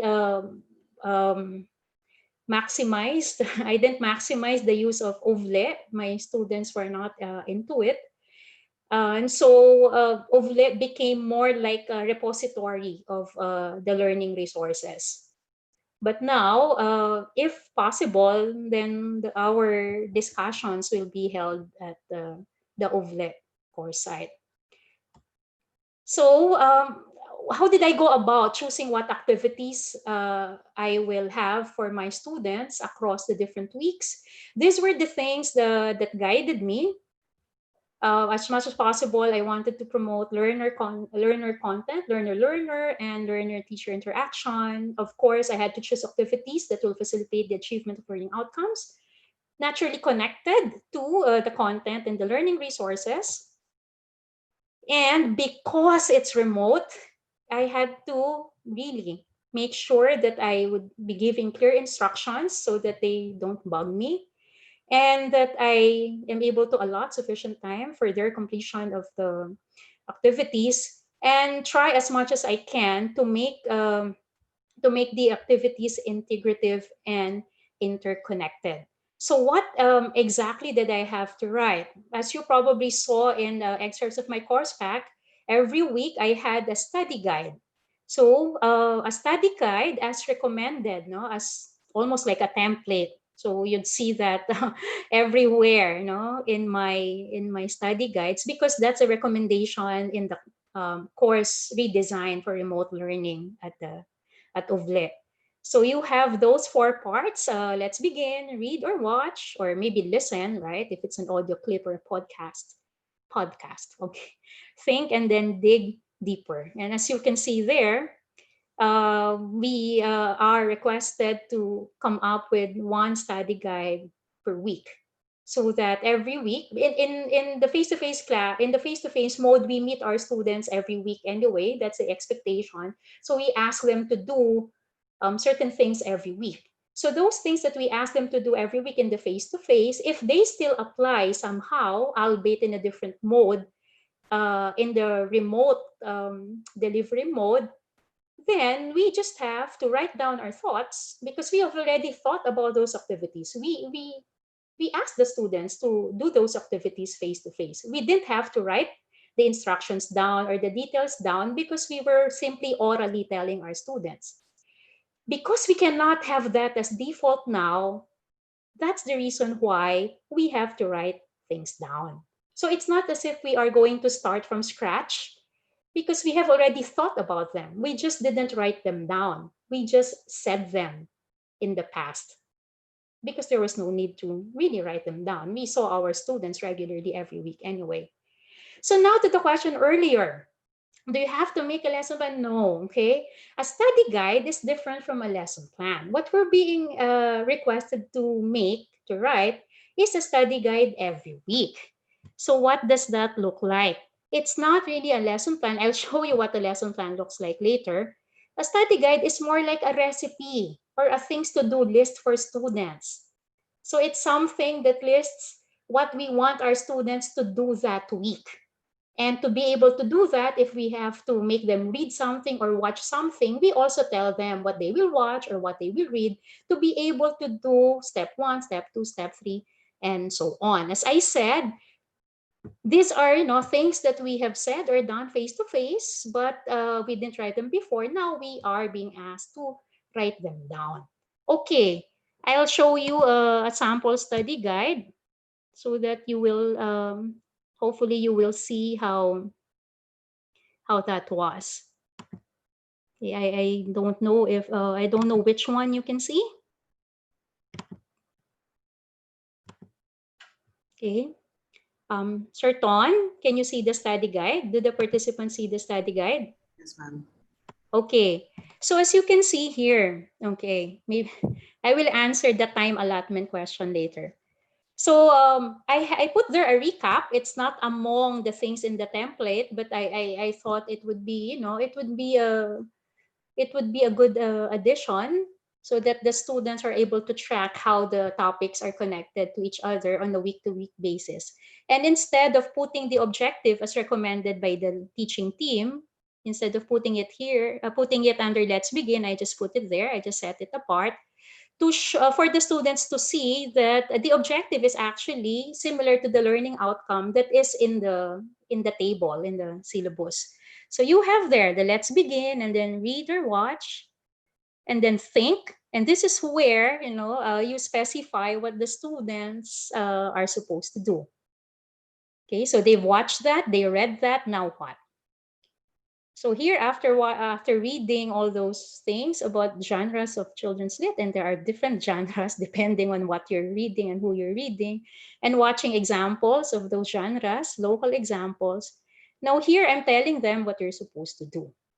Okay, and they put their answers here. Okay?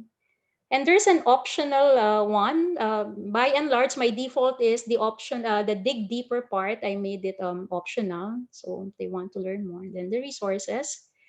And for that week, aside from the students doing this, the think, pair, share,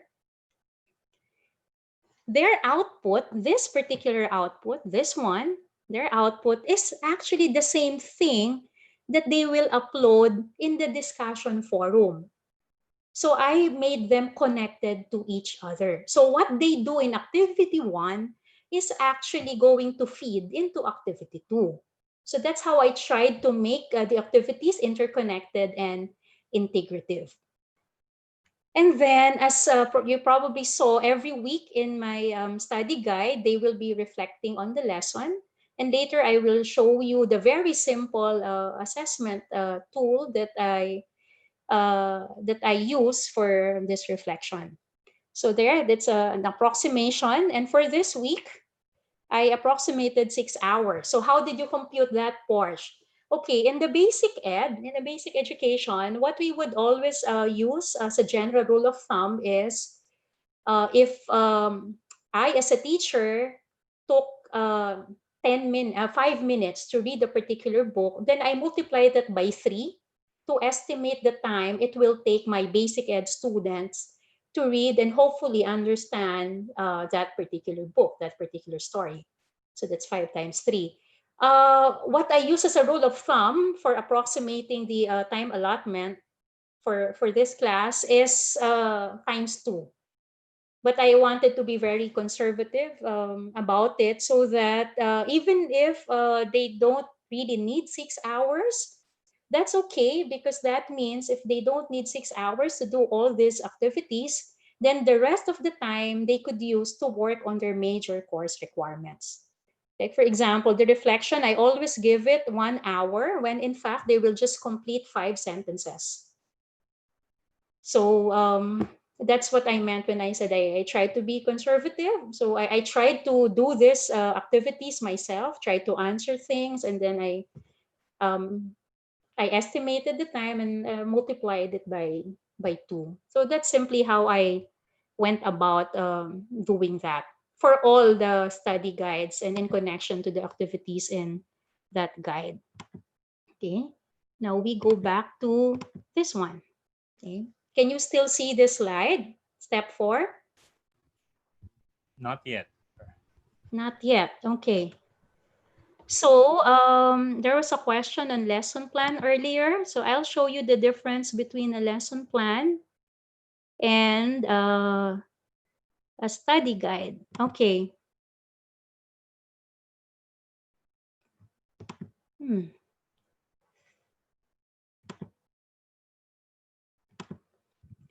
Okay, here. Can you see this? Not yet Sir, po. Sir Chanel, can they see the lesson plan? Hindi pa po. Hmm. Ay, ang galing-galing mo, Porsche. Hindi ko makashare ng screen. Hindi ka marunong.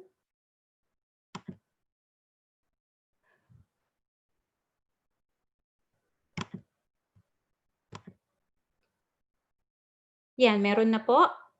Yes. Okay. This is what a lesson plan looks like po. Okay. If you notice, okay, it's detailed. Look at that. A lesson plan based on one short children's book, storybook. It's 9 pages long. So you have that, all the objectives. And look here, it tells what the teacher is going to do. It's not saying what the students are going to do. It says here, ipapakita ng guro ang bawat salita at babasahin ng mga ito dahil sila ay mga hiram na salita. Ipapakita ang larawan, tatanungin ng mga bata kung ano, ipapakita ng guro ang kahulugan ng there. That's a lesson plan. See? And then you even have, what is the motivation question? What questions are you going to ask the students to motivate them? What purpose will they have for reading?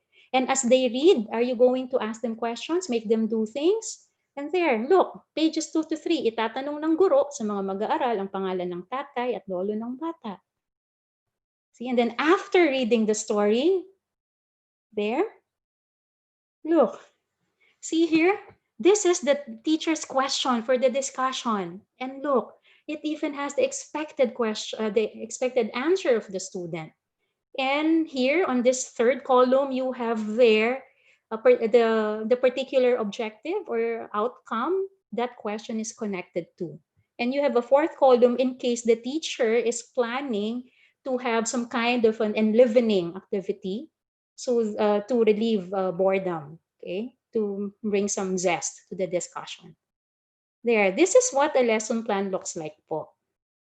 Okay, and then for the assessment, you have, there again, tells you what the teacher will do. Bibigyan ng guro ang mga bata, bawat bata ng envelope, etc. Tapos yung mga tanong, nandyan din po, nakasulat. Ayan, pati mga pictures na gagamitin. Okay, that is what a lesson plan is. Okay, as far as we from EDUC, we from the reading education area are concerned. So that's not what we're being asked to do. We're just being asked to do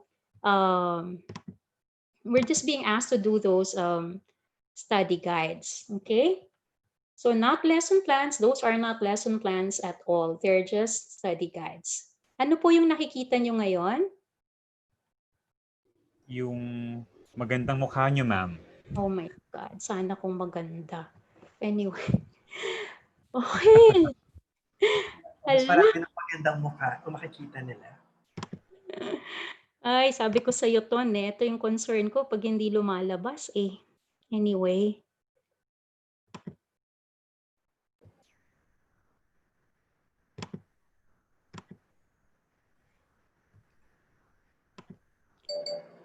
It's not showing na naman.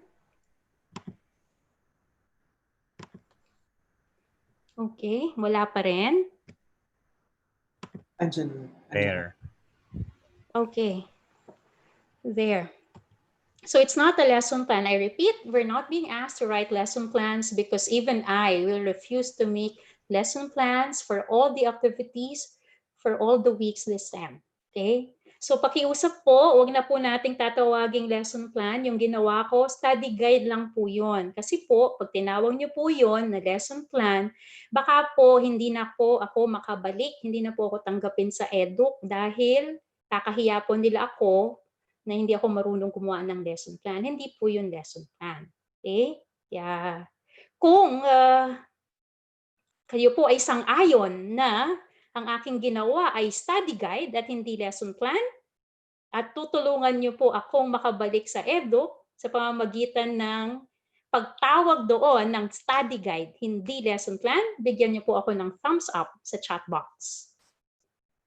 Study guide po siya. Ang ginawa ko po, study guide po. Hindi po yung lesson plan. So maawa na po kayo. Huwag niyo po siyang tawaging lesson plan. Kasi po, baka hindi na ako tanggapin sa EDUC. At ikahiya po nila ako. Okay, so ano yung mga sagot? Nag-thumbs up ba sila? Okay, salamat po dun sa mga sumang-ayon sa akin. Ngayon po, lahat po ng nag-thumbs up na sabi, tutulungan nila ako makabalik sa EDUC at hindi nila tatawaging lesson plan ng study guide, hihintayin ko po ang ipapadala niyong pambili ng ticket ko, plane ticket, para po ako ay makabalik sa Pilipinas dahil wala po ako dyan ngayon.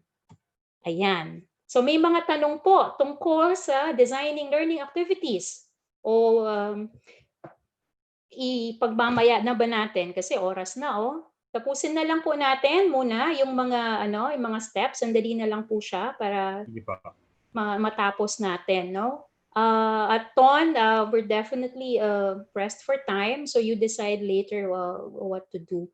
Okay. So inuulit ko po, hindi po lesson plan ang pinapagawa, study guide po. And we are not going to start from scratch. The things that we have done, we have been doing in the face-to-face, if we believe they can still be done remotely, then we just have to write down our thoughts. Because we already thought about them. We used them face-to-face. We just didn't write them. There was no need for that. But now there's a need for that po. So we can initially start with bullets. Nakakahiya lang pong i-share ko sa inyo kung anong itsura ng mga handwritten notes ko kasi po ako lang makakaintindi. Pero ganun po nagsimula yung course pack na yon. Ilang pages po siya ng handwritten notes. Sorry po, talagang low-tech po tayo at hindi po computer encoded, sa notes po talaga, literally sa notebook po at hindi maintindihang sulat ko. Okay? Fifth step, after all those 4 steps is assessment. Once again, I used something old, like old files on requirements. Something borrowed, like the sentence completion task. Something new, well, the something new part is the greater use of technology. So something old po, I just relied on whatever files I had from before. And if the files needed updating, then I updated them. If not, then I just changed the school year and the SEM. And retained it as is. Something borrowed, ito po yung sentence completion task na ginagamit ko weekly. Yun po yung learning log guide. I'll show it to you later. And technology. There's just a greater use of technology now because some of the things I used to require my students to do in their requirements cannot be done anymore face-to-face. So case in point is the annotation of children's literature. There's a little twist to it to have the technology component. Ayan po. Ton, kita? Sir Jonel, kita ba? Yes, ma'am. Kita po. Okay. So in the past, okay, the students would borrow books from the library from their friends, okay, to satisfy, to fulfill this requirement. But now, come on, I cannot expect them to buy books. I cannot expect them to have their children's book collection at home. But they have to fulfill this requirement. It's non-negotiable. It's one of the course outcomes. So, where does technology come in? Okay. Dati po, yan lang. Yan yung lumang file. Hanggang dyan lang. The usual file. Okay? And the rubric. Okay? Luma po yan. Luma po. Ito po yung bago. Jaran! Technology. So I had to look for websites and YouTube channels that actually show the videos of people reading certain children's books where the illustrations and the text itself, the words and the sentences themselves are still shown, not the face of the one reading. Because I still want the students to vicariously experience the reading of the text and seeing, no, the looking at the illustrations. Ayan po, kinarir ko po yan medyo, pero happy career naman po yan. Happy naman po ang children's literature. Ayan po. Ayan po yung bago. Yan. Yung use of technology. So kung hindi ko po gagawin yan, paano naman po nila ma-fulfill yung course requirement? Di naman po nila kasalanan may pandemya. Di naman po nila kasalanan na yung gobyerno natin ganito. Okay? So, ayan po. Tapos, ayan. Para po sa requirement nila na kailangan may novel na foreign, may novel na local, ito po yung sa foreign. Ayan. Libre po yan, online. Siyempre, pinili ko po. I chose the books that I have already read so that it puts me in a good position to actually evaluate their work, their outputs, no, their submissions fairly. Ayan po, that's what I meant when I said that technology actually played a bigger part this time. Okay, so you can see my slide again po. Yes po.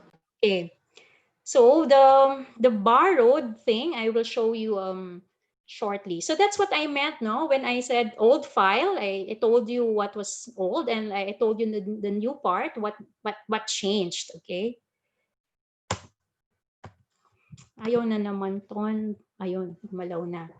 So primarily, there were two kinds of assessments in the course pack. One is formative. This is the one that I tried to do every week to find out if the students were achieving the learning outcomes. I am not grading any of them. But formative assessment is not meant for grading. It's just meant to monitor student progress and to make the necessary take the necessary steps to address whatever learning gaps.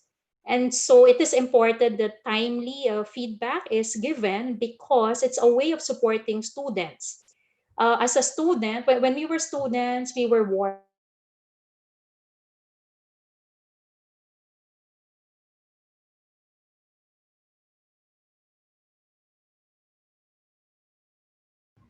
Hello, Sir Don.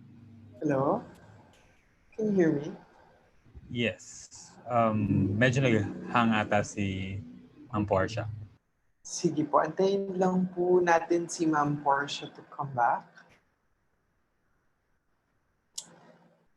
So, wait lang po ah. And in case, kung sakali man po na hindi siya makabalik, the slide deck po is available in the Google Drive that we shared. So pwede po natin ma-access doon kung at which point na siya. Okay. Sige po.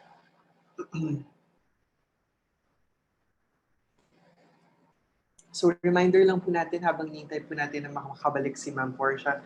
In case you'd like to receive po a certificate of attendance for this webinar, we posted po the link earlier for the evaluation form. So kindly answer it po when you have time. And thank you po for your patience, paumanhin po for the technical glitches that we've been having. Yeah. Sige po. Nasaan po ang link? Okay.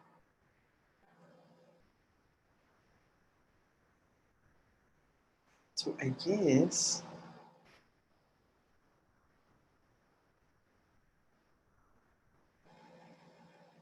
wait lang po, we will be sharing po the Google Drive link again and the evaluation form link in the chat box shortly.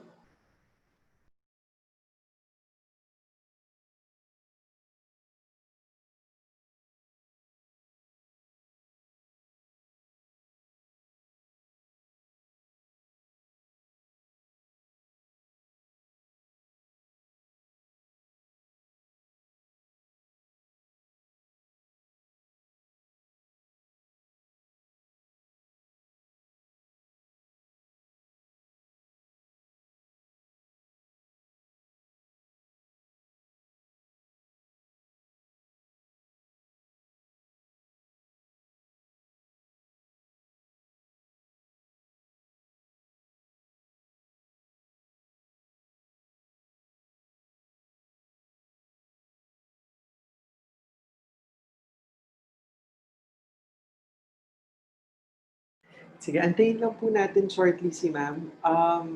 Kung hindi po siya makabalik in maybe 2 minutes, we apologize po for having to cut this short. Magkakaroon po ito ng second run on Monday. Gusto niyo po, attend na po kayo dun sa tail end part of the webinar.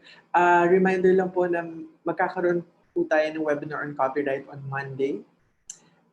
And then meron pa po tayong series of webinars on assessment, how to be a lifeline for students during a remote learning context. And we're currently finalizing the preparations po para doon sa ating Kalinga para sa mga tagapagkalinga webinar. So ito po ay dedicated sa lahat ng mga faculty members who are also parents during this time. So abangan niyo po yung mga dates nung mga succeeding webinars po namin. Ipapadala po namin sa inyo soon. So yung pong link to the evaluation form is in the chat box. We will make sure po to send an email. So kung nag-register po kayo dun sa Zoom, we will send you an email sa link nung evaluation form, to the course materials, and to the recording of the second run of this webinar. So hopefully po we will be able to finish it. Hindi yata siya evaluation form.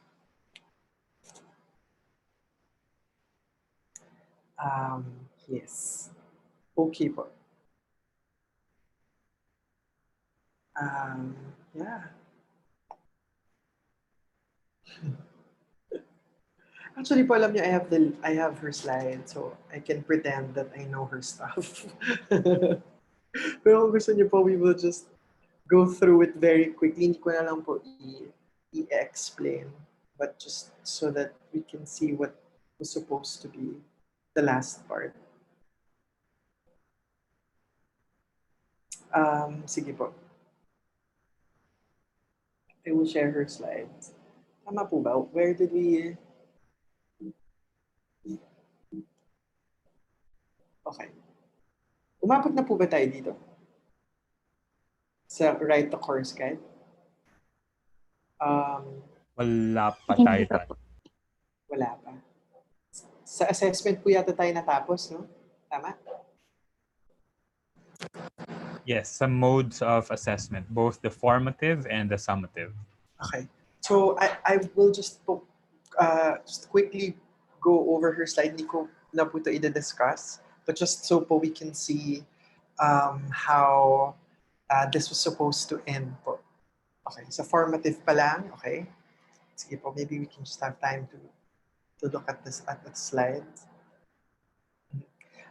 Yun po, meron pong very brief, kung meron po kayong access doon sa post-ECQ guidelines ng OVCAA, it's posted po in the UP Diliman website. Yun pong portion po doon ng Office for the Advancement of Teaching, meron pong difference between formative and summative assessments doon. So you can quickly read po what the basic difference is. Ton? Yes po? Ma'am, oh my God, you're back. Sorry. See, this is what... See, that's why we don't want synchronous sessions. I mean, Exactly. I'm supposed to be in a first world country, and this happens. Okay, I mean, okay, bring it on. Talk about Murphy's Law. Talk about Murphy's Law. Okay. Ayun, sorry, I just showed them the slide. I'm not pretending that I know what's on it. So anyway, Oh, okay. So what were you able to show, Ton? The formative? Yeah, yung formative po. Did we stop here? Tama po ba? Can you see it? I mean, is it still showing the slide? Ay, sorry po. Naka-share po ako. I will stop share first. Okay.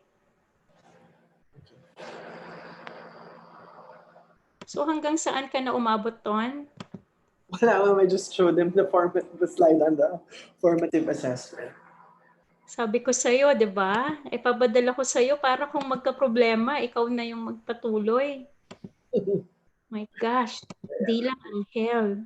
Kung hindi raw galing anghel, kahit man lang ang dila, mala anghel. Okay.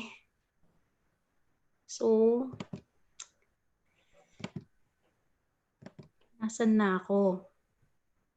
Hindi ko na makita where I am. Share screen. Oh my God. Okay. Is it sharing? Yes. Yes. Okay, the formative measure, as I said, it's not it's not graded, it's not scored, but it's very crucial because we can't see the students face to face, unlike in the usual pre-pandemic mode when they were together in the same classroom. Kapag nagkunot ang noo, alam nating hindi gets nung estudyante, yung mga ganon, pag nagchikahan or pag hindi na nagpe-pay attention. Pero hindi po natin yan makikita ngayon. So all the more reason that we have to have a way of regularly checking if they're getting it or not. That's where formative assessment comes in. And as I said, I wanted to do something practical. And so I came up with something that's just adopted. It's probably among the oldest ways, one of the oldest ways of assessing and reflecting. Can you see it po, the learning log? Is it Yes shown? po. Yes Okay. po. Okay, this is what, this simple sentence completion task, individually done by the students every week. That is my go-to formative assessment. Okay, it's practical because it's easy for me to check and to read, and I get to spot right away what they're getting right and what they're getting wrong, what they were able to learn best. Okay, what was that aha moment? What changed in the way that they think about the topic? What are they still confused about? The however. And in relation to that, if they feel anything, and then overall, despite that or because of that, what now? They leave the week feeling what? Eh? Why is it practical? Because there, it's just 5 sentences. It's easy to check, and I get to spot whatever progress I want to spot. I get to spot learning gaps that I can address with the help of the students, with the help of the class. And plus, this is a major concern, I will not have to deal with academic dishonesty. The answers to this, the answers to in this task and to the completion of this sentences is not Googleable and it's not checkable. I mean, you cannot find the answers in the net, nor can you find the answers from the chica of your classmates. So not Googleable and not checkable. And yet, the answers will be able to serve its purpose. So I did not come up with a new assessment tool or assessment activity every week. No, that is the one that they will do every week. So the question now of some of you is, can we use that? Sure, go ahead, no problem. You can use it, you can adopt it as you see fit. Okay, I don't have problems with that.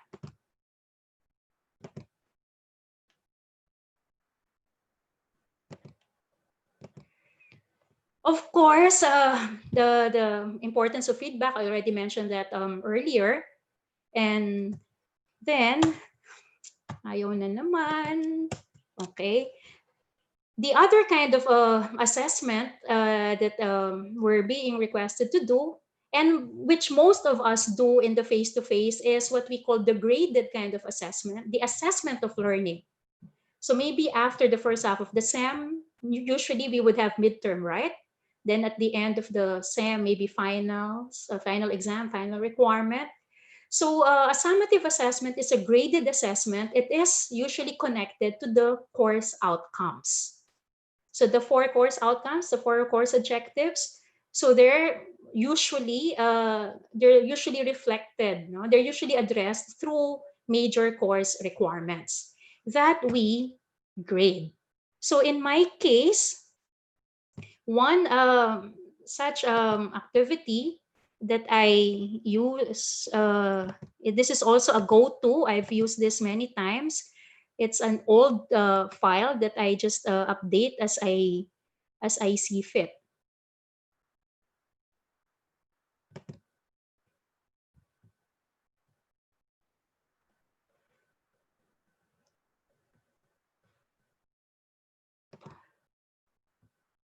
Is it showing? Not yet.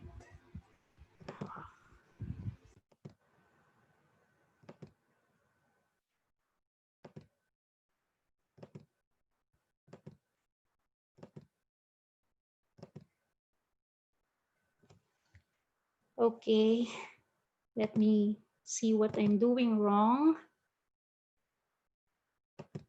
I'm sharing the screen already.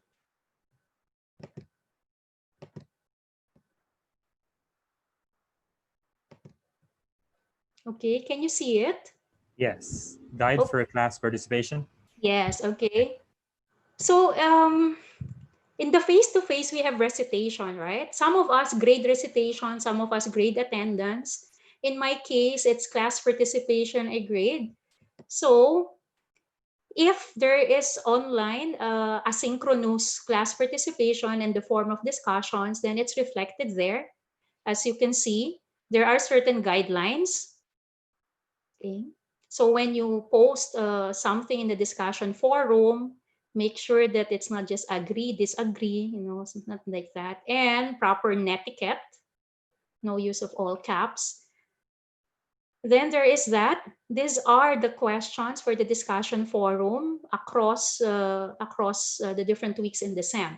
This same discussion forum questions are answered by their weekly activities. So their outputs are actually the ones they will post there. So I made it that way so that they're interconnected to each other. So they're not doing different activities in isolation. So one activity feeds in to the next one. So this one is graded along with the other activities that are also asynchronous. And this is the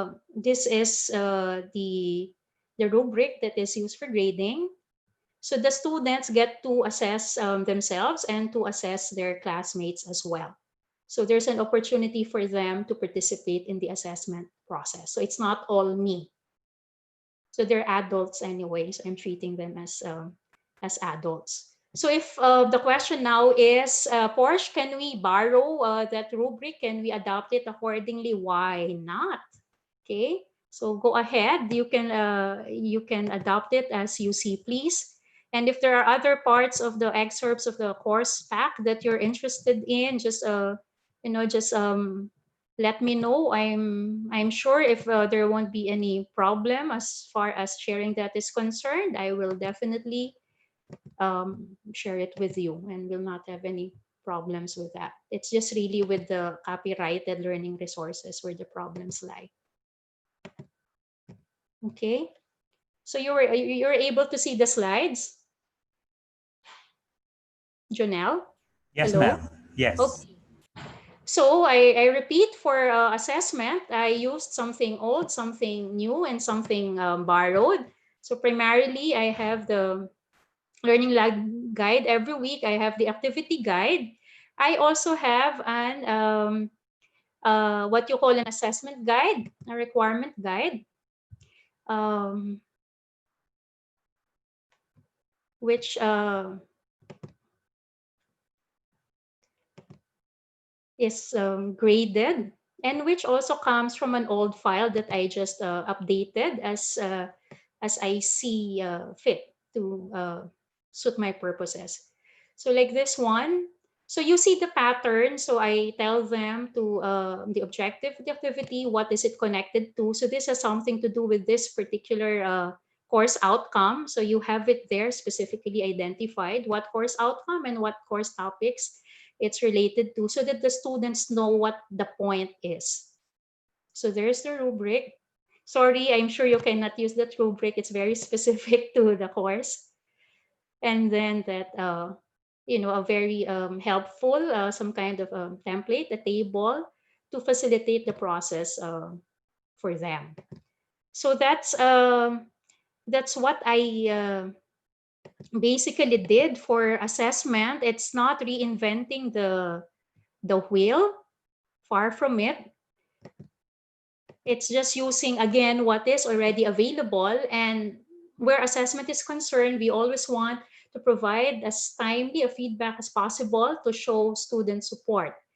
It's difficult enough that the delivery is remote, but we don't have to act in a very distant manner to students. We may be physically distant. We don't have to be pedagogically distant from them. and we are able to make them feel that we exist and that we're there with them if we can give them timely feedback.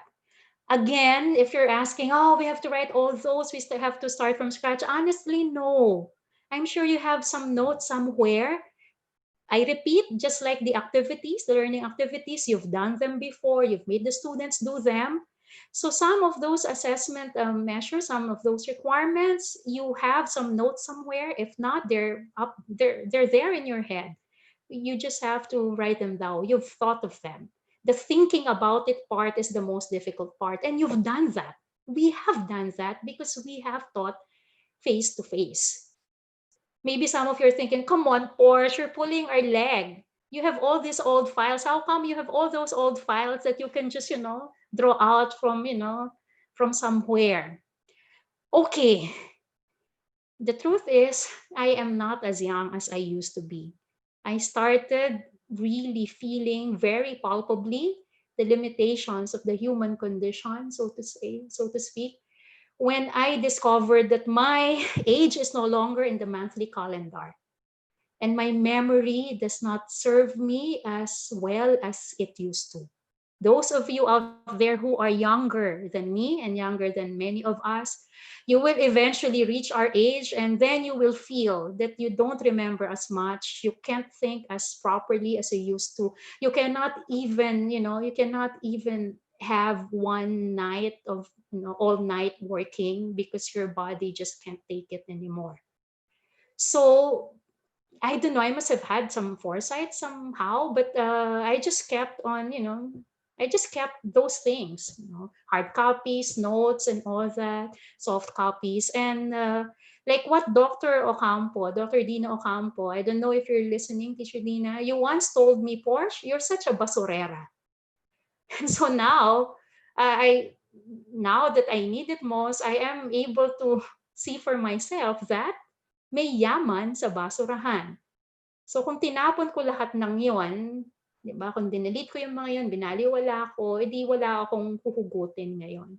So buti na lang basurera ako. Buti na lang hindi na maganda yung memorya ko at napuwersa akong mag-notes or mag-save somehow. So yun ang mga tumutulong sa akin. Ang laking tulong noon kasi wala po ako sa amin. Wala ako dyan sa atin. So yung mga go-to ko na security blanket ng mga hard copy, mga printed resources, mga books and all sorts of things, wala po yan sa akin ngayon. So kung ano ang meron ako, buti na lang meron. Buti na lang may uvle. So yung mga dating nandoon na gamit ko pa, buti na lang merong mga flash drives na hindi pa na-virus lahat. So buti na lang may ganon at hindi ko naman tinapon lahat. So may yaman sa basurahan. Ngayon ko yan napatunayan. So I repeat, just like before, my note to self is there's no need to reinvent the wheel. Work with what is already available. Ganun po siya dati. Doon pa lang sa learning resources, ganyan din sa learning activities, ganyan din siya sa assessment. If you agree, if you want to take that as your note to self, just send me your thumbs up in the chat box. Okay, so we will skip the questions and reserve them for later so that we could finally go to the last step. We have gone through those 5 steps. Finally, this really requires some writing, the course guide. The course guide has to be written. What's a course guide? It's a very expanded syllabus and relatively more detailed, relatively more comprehensive because it includes all this. Course description, course learning outcomes. Oh, we have those already. Yes. We should be thankful. You should be thankful you have them. Course outline, you have it. Mode of delivery, this is something we have to add. We have to add a paragraph to that because it's not face-to-face. The course materials, if you're using primarily the usual resources, you just have to make sure that you identify which ones are needed for which particular topic and which particular week. And that is where the study schedule comes in. The assessment scheme or plan, that's where your assessment, formative and summative come in. The general guidelines or house rules, normally we just, some of us simply say them in class on the first day of classes. We've already thought about them. If we haven't written them down, we just have to write them down. And then, of course, contact information. And this is the point where I add something blue, which symbolizes love, purity, and fidelity, supposedly the qualities for a solid marriage. And I dare say that in my experience, there are also qualities not only of a very solid course guide, but a very solid course pack. But how does a course guide look like? I think you have a copy of this. I think it's among the things that Sir Ton of Oath sent you. You have a copy. Can you see it now? The course guide. Yes. Okay. So you have all that. So you have guidelines coming from the teaching team that instead of the usual course description, let's present the course in a very enticing manner because it's the first thing that the students will see. And so I have just little gimmick there.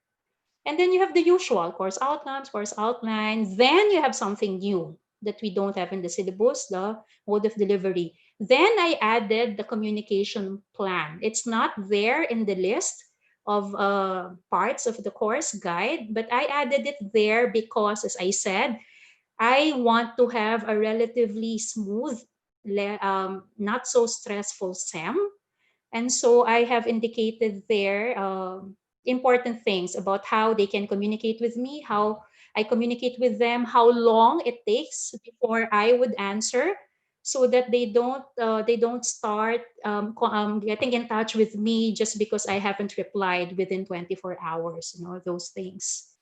And then I just summarize what kind of teaching learning activities I have, assessment strategies, course materials.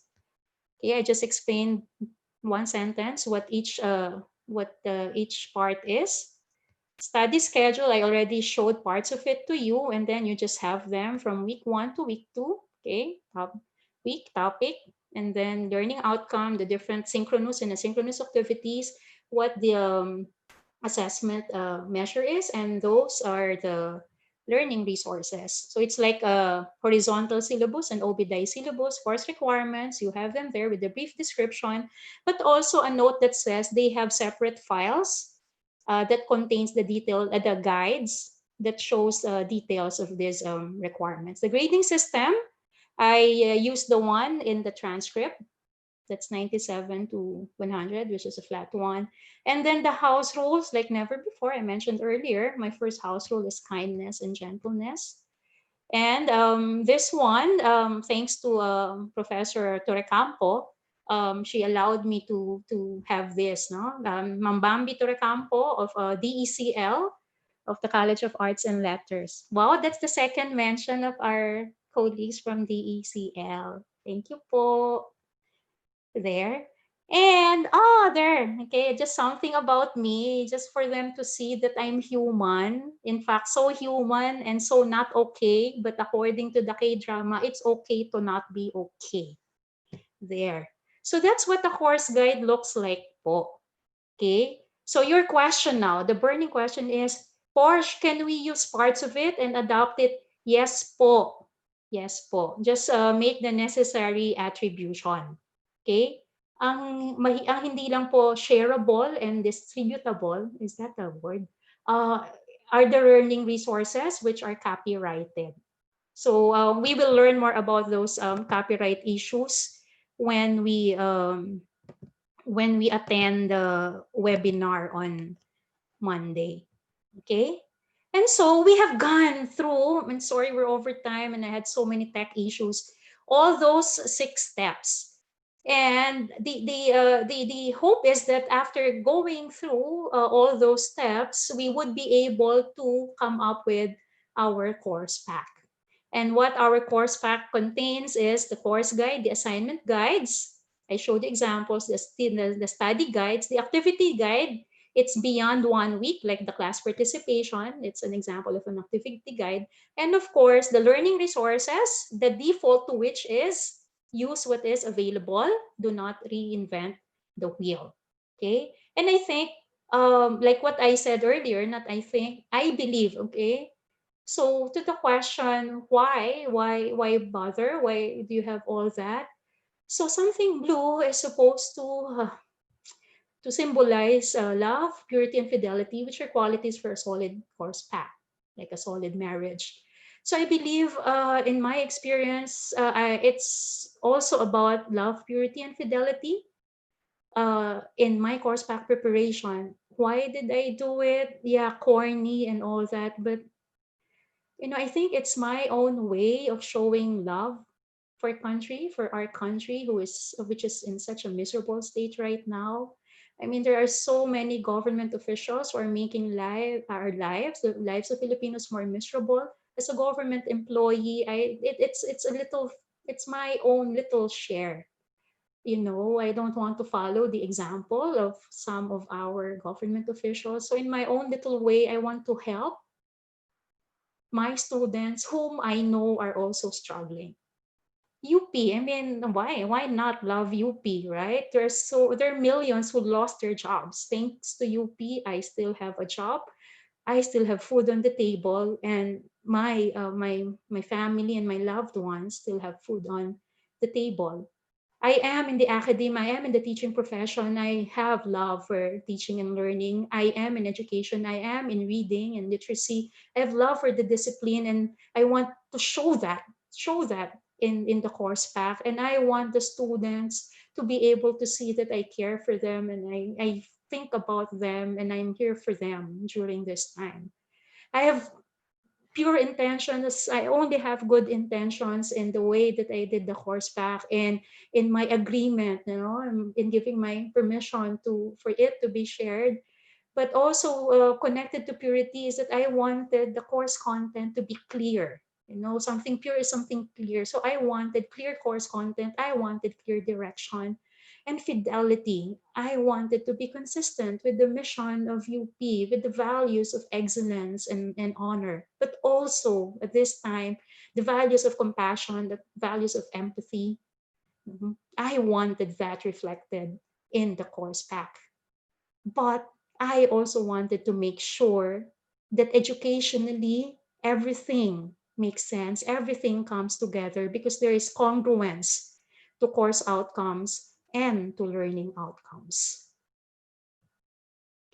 And so the last line in the rhyme is in a sixpence in her shoe, which is for prosperity. And so what helped me do it? If there's a sixpence in her shoe, the British coin that is meant to represent prosperity for the couple as they start their lives together, as we start a new life, a new chapter in our UP Diliman life, a shortened semester, a fully remote delivery. In my case, what helped me do it is the insights from the Course Redesign 101 OVLE course, and also my UP teaching learning experience. All of those helped me. So I hope those would help you as well. But truly, my secret weapon is this: my very competent secretary, who's also working from home and studying from home like me, Lily. So if you have more questions or need further clarification, do not hesitate to send her an email, and she will promptly answer with meow. And so I hope that somehow you gained insights on course pack preparation for remote learning and would be able to take concrete, relevant steps that are going to help you build a manageable, a doable course pack for effective remote learning that will suit your respective courses, purposes, students, and disciplines. And that is what my wedding is about. Oh, I'm sorry. That's my course pack Ganern experience. I hope that somehow you would be able to say, ah, yung course pack, Ganern lang pala eh. Carry. So keep calm and carry on. Kayang-kaya nyo yan. Kayo pa, UP yata yan. I am Portia, not the car, but the teacher from the College of Education, UP Diliman. Maraming salamat po sa inyong lahat. Yeah, standing ovation, ma'am. Thank you. I am willing to stay on for all the questions to whoever is willing to stay on. I am very, very sorry po. This is bad for your health. It's bad for self-care. It's bad too much screen time. Mhm. Sorry for all the tech problems and all. So before I lose internet connection again, shoot, okay, the questions that were left unasked. Okay. Go for Okay. all those who are willing to stay on. Sorry, Sir Sige, Janelle. ma'am. Siguro Okay. Ilang minutes pa tayo, Sir Ton? ano na lang po, gawin na lang po natin. So, Ma'am Porsche, tama ba? In case they want to contact you, ano po yung email na pwede nilang Yeah, padalan? the default, Ton, the default, the PP Padilla at up.edu.ph. I think it's like that for all Yes. faculty and Okay. employees. Yeah. Thank you. Tapos, marami pong salamat sa lahat ng sumali sa atin this morning. Ma'am Porsche, balitaan lang kita, we had over 1,400 people who tuned in via Zoom and YouTube. You've helped a lot of faculty. They love you in the comments on No, YouTube. really, really, I know it's bad for the health, no, but I am willing to stay on to those who are willing to stay on, Sige po. Yeah. because it's not your fault that we went over time. So um, I can answer questions for those who are willing to stay on, or we could set up a Zoom meeting, like DECL concerns, for example, or maybe some concern from colleagues in EDUC. We could set our own meeting as well and all. But okay ako kung okay kayo, pero nasa inyo ang decision. Yeah. Yun lang. Opo. So in case, ma'am, baka yung pong faculty members natin na kailangan ng, have to go and may other Walang things. problema, oo. Yeah, wag po natin kalimutan yung ating evaluation form po. But in case you have some questions for Ma'am Portia and you want to say, maybe we can devote po like mga 15 minutes, maybe, in case people can stay. Sir Janelle, Carry. okay ka pa?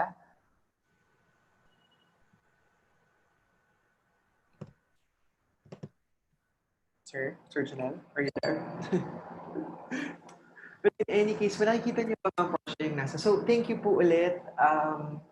And kung kailangan niyo na po mag-leave, thank you po. And if you want to stay, baka si Ma'am Portia can take a look quickly at the Q&A panel para po sa inyong mga questions. Thank you. Have a good day po.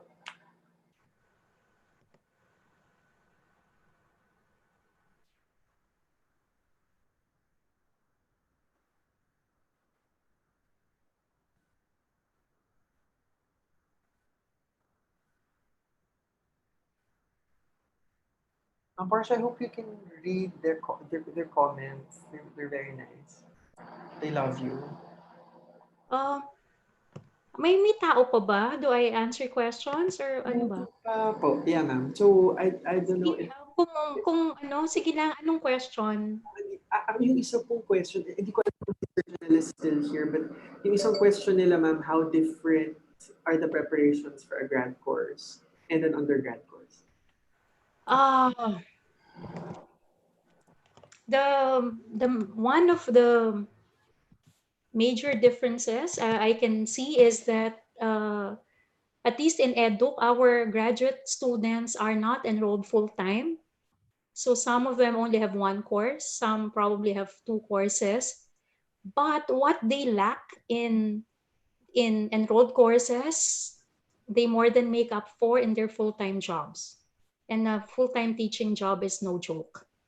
So on one hand, the 8 hours, approximately 8 hours a week for one course, uh, it's relatively more doable in that it doesn't have as much competition with other courses. But for the undergrads, this was a concern that I raised to Dr.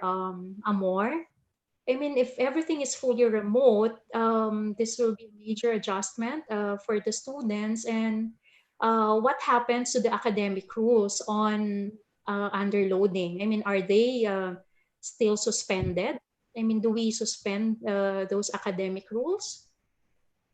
Because students who might be struggling with the current situation will not be able to handle, will not be able to handle these things.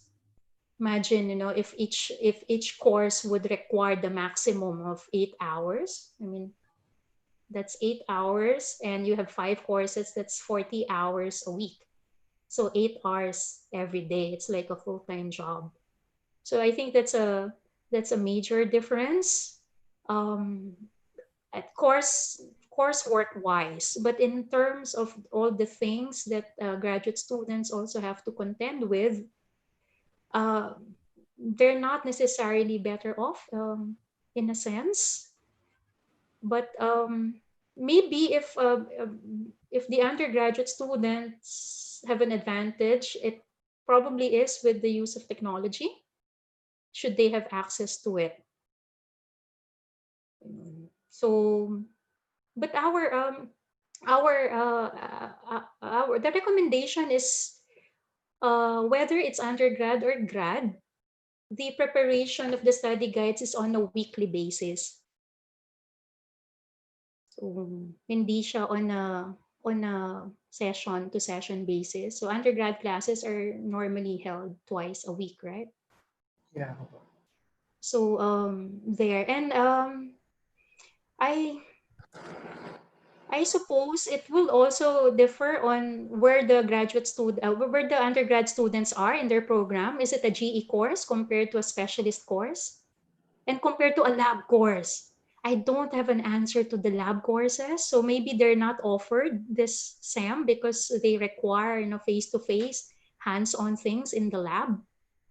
So that is really challenging. And PE, for example, I cannot answer the questions, for example, on how PE can be done. Some physical activities can probably be done remotely. But how about others? Those PE courses that are group games. I really don't have ready answers to those. So I don't know if that answers the question. What is another question that's often asked? Meron lang po silang questions on assessment usually. I think baka we can give them a little bit more detail how formative and summative assessments work. I think yung iba po parang nahihirapan dun sa reframing nung students yung mag-grade, nung sarili nila, because we've been so used to having exams and all these things. So I guess po yung parang the how-tos of combining actually po, sorry, let me repeat. Yung isang concern ay we're talking about something that can be accessed online. Pero kunwari po, modular, parang i-career o kaya via USB yung course pack. Parang paano daw po makaka-participate yung students doon sa assessment. Parang that is one of the major concerns. So assessment of their classmates, no, if they cannot participate online. Opo, yeah. Yeah, that's a major thing. I have not yet put that clause in the course guide. I have only taken down, handwritten notes on it. Like, if these things happen, if this thing happens, so how do I address that? I am hoping against hope that there is no extreme scenario among my students. I am really waiting for the information coming from the CRS, from the batch run. And then once I have that, I will do a quick revision, quick adjustment on my course pack, because that's a valid concern. So if they don't have access, then they can't participate in the discussion. They should not be faulted for it. So it's tough. So my I really have to prepare to cross that bridge properly, and it's getting so close, that bridge that has to be crossed. Okay. The only thing I'm prepared for so far is the taking of the screenshots, and then the collection of the transcripts, of the videos, Yeah. so that they could be what do you call that? They could be quote unquote converted somehow into a text-based thing. And then when it's like that, it can be printed and then again given to students without computers. Baka at least siguro last two questions, and I think they're highly related naman po. Yung isa, I'm not sure po, were we able to answer the question on the bare minimum thing? The bare minimum, no. That we said we were going What exactly is the bare minimum? Minimum in terms of what? parang sabi, the time provided for us daw kasi is not sufficient. It's, there's a lot of things that we need to prepare for. So can you Okay. advise what is the bare minimum? I think there's I read a question somewhere as to the possibility of not having the whole SEM Yes. ready. Yes, yan po yung second question. Right? Kung pwede siya Okay. And that is a question that is so grounded on reality. Unfortunately, it's a question I am in no position to answer. Because as per the memo from OVPAA, the expectation is for us to have a complete course pack ready for distribution, ready for delivery, I mean, whatever you want to call it, to our students in whatever format, printed or, flash drive, digital, soft copy, by September 1. Now, I think if we have that on record, we could very well tell the administration if there is, if there's a way to relax that. I mean, to be more considerate, because we have faculty members with 4 different courses. Okay? Even if you have those files readily available, it's not as if this is the only thing you're doing. Yes. Opo. Okay. Yeah. So I maybe you people in the remote in the system committee on remote learning, if these are the things you're hearing from our colleagues on the ground, then they're saying something. And we are duty bound to heed them, to listen. Sabi nga, 'di ba, nung kanta, di nyo ba naririnig? Ha? Ay, wala sa tono. Okay. So baka naman, 'di ba? Baka naman, no? Sorry po, hindi po kasi ako yung nasa posisyong sumagot noon, pero kaisa niyo po ako na pagpaparating lang po sa mga kinauukulan nung katanungan na 'yon, kaisa niyo po ako doon. Kasi uh, kung hanggang kalahating semestre lang naman ang naihanda, 'di ba? Kasi ang mahirap diyan kung 4 na kurso ka, tapos baka maubos ang oras mo sa isang kurso, paano yung iba mong kurso? Parang ang win-win situation kahit tigkakalahati lang ng 4 na kurso, at least tatakbo ang kurso pagdating ng Setyembre. Tapos habang tumatakbo siya dahil nahihanda mo na yung unang bahagi ng semestre, meron kang oras kahit paano on the run, ika nga. I mean, you can finish the rest of the prep maybe on the run.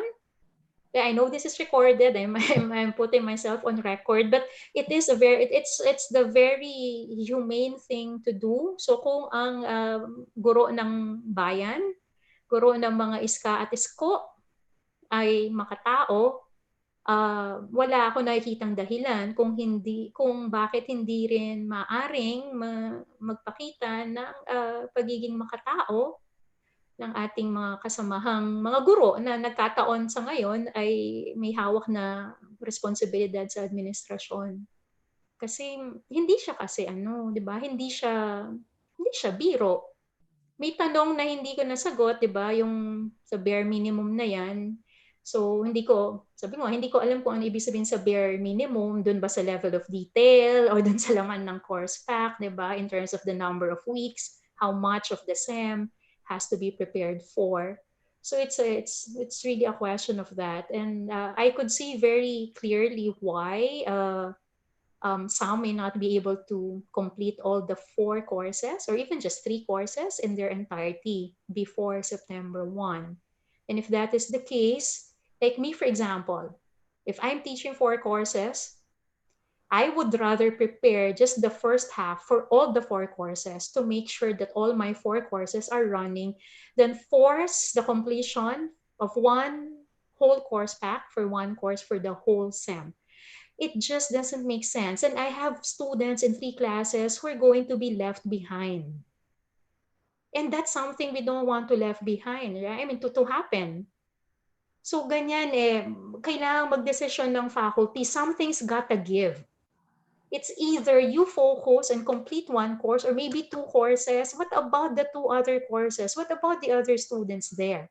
They deserve as much of quality education, even remotely, as much as the 2 other courses for which you prepared the full course pack. Yeah. Okay, and I'm willing to, I mean, I've been here on record, no? Baka biglang maputol na naman yung internet connection. May sinasabi ba ang live sa akin? Hindi, pero yun, kailangan sigurong maiparating yon sa ating mga kasamahan, no? Kasi guro din naman sila. At Right. mula sa perspektibo ng mga nasa administrasyon, alam kong ang ninanais din lang nila ay walang mga estudyanteng maiwanan. Pero maiiwanan yung iba kung nandun sila sa mga kurso na hindi natin napaghandaan ang mga course pack. Kasi ang dami nating ibang pinaghandaan. So, Sige po. hindi ko alam, wala man akong direct line kay VP, kay VP Cynthia. Hello, VP Cynthia. Although, to be fair, Ma'am Porsche, ang mag-check naman ito ay mga unit heads. So actually, I feel on that level, parang pwede mag-design yung unit. Kasi hindi naman siya isasubmit sa kahit saan. Parang it's really... Parang hindi ko alam ngayon kung saan manggagaling ang desisyon, no? Sa anong level, sa anong task mo. Bring it up para it becomes formalized. May connection dyan sa course pack. Yung tanong, gaano katagal maghanda? Gaano ko katagal inihanda yung sa akin? So, kung tutuusin, kung kailan ako nagsimulang mag-notes na yan, matagal na. Kasi, ano lang naman yan di ba? Ang dami na luma na. So, depende kung kailan yung totoong nagsimula. Kung tutuusin, matagal nang nagsimula kasi yung mga lumang files na, ni-repackage ko, in-update ko, ni-adapt ko, dati pa sila. So, doon ba ang reckoning kung kailan nagsimula o kung kailan ako nagsimulang magsulat dito? So, yung pagsusulat na ganun, sa laptop, yun, nagsimula akong maghanap ng kung ano man ang mahanap ko, ano bang meron ako dito mga files, ano mahagilap ko, ano pa ba yung walang virus sa mga flash drive ko, ano ba yung nasa oblet from before na sinave ko doon. Like repository, ginamit ko siya doon. Meron ba akong sa email na na-email sa sarili ko, na-email sa estudyante? Yun. Last week of June, tinignan ko na yon. Tinignan ko na yung kung ano yung meron. Like some kind of a security blanket. So, nung June din, bago pa lumabas yung memo, I think, hiningi ko na yung huling syllabus na ginamit. Ayun. So, last week of June, naramdaman ko na kailangan ko na tong simulan, no? Pakonti-konti, bullets or handwritten notes and all that. Yung ganon. Tapos, natapos siguro siya mga mid-July or third week of July. Basta mid-July, meron yung first half ng course pack nire-review na nasa reviewer na. Yung mid-July. Tapos yung after nung feedback, di revise. So, habang nagre-revise ako, binabasa naman yung second half. So, ganun siya. So, kumbaga, hindi naman full 8 hours, pero parang sakop niya yung across the month of July on off. Yung ganun. Singit siya habang nasisingit. Ganun. Okay. Hindi na po namin to papatagalin pa, Ma'am Porsche. Alam namin ay midnight na dyan sa'yo.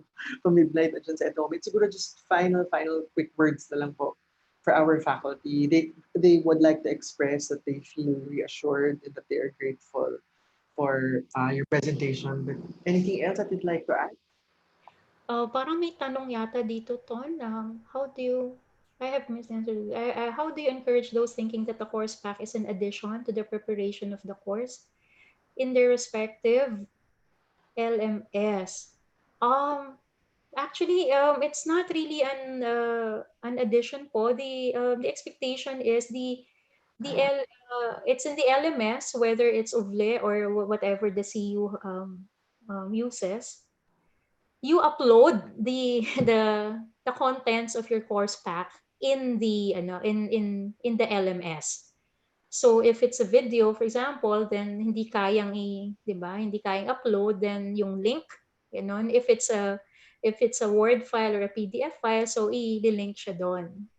So if the course pack has the digital or electronic versions, they're the ones that you upload in the LMS. Hindi siya separate from each other. Like what I showed earlier, what is there in my LMS is exactly what is in the folders in my course pack per week. Ganun po siya, ma'am.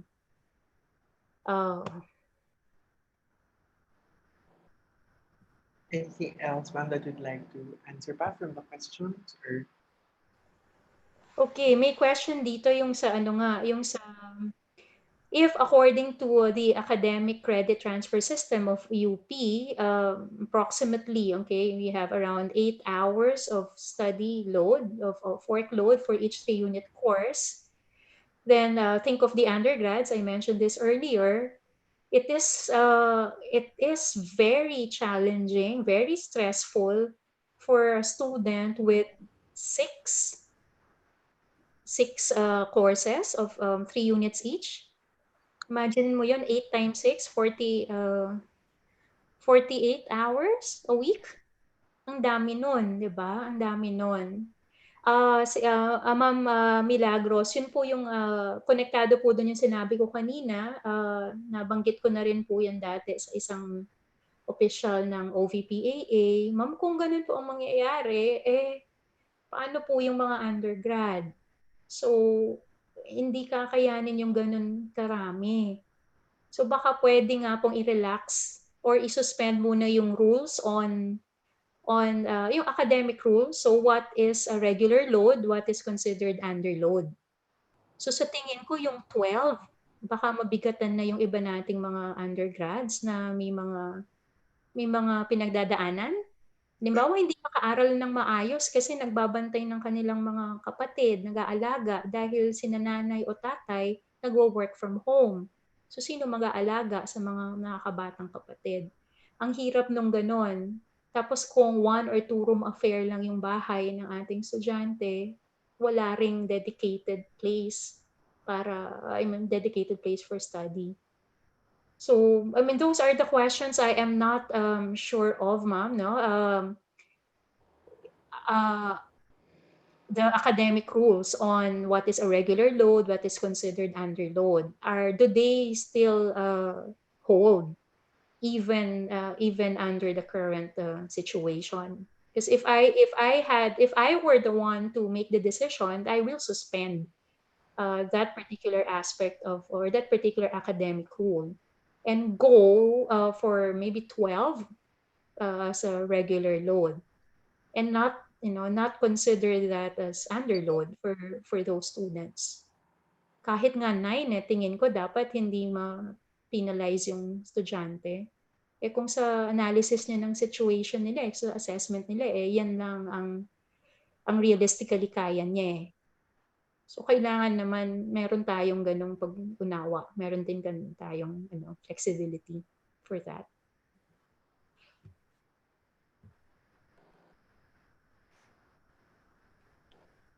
okay na po?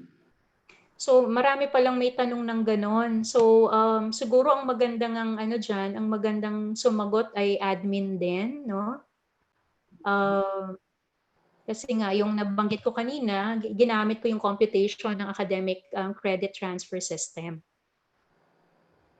Ayun. So,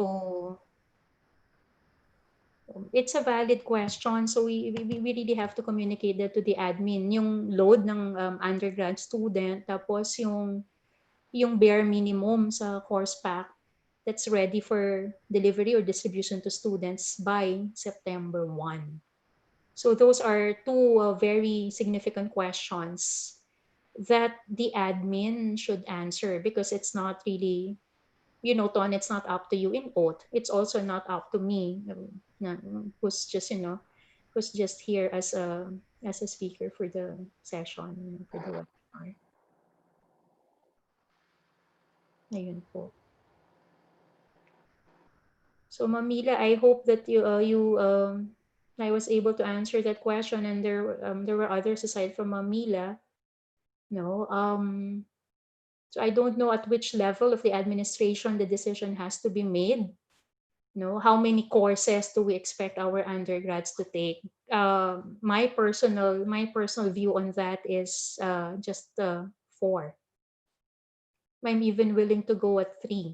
No, um, but it's really not up to me po. No?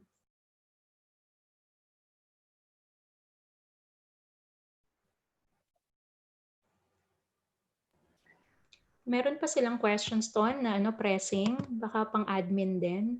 Okay na po siya. A lot of the questions nga po kasi talaga may kinalaman usually sa student loading, faculty loading, mga ganyan. So, alam ko the admin is currently finalizing guidelines po regarding this.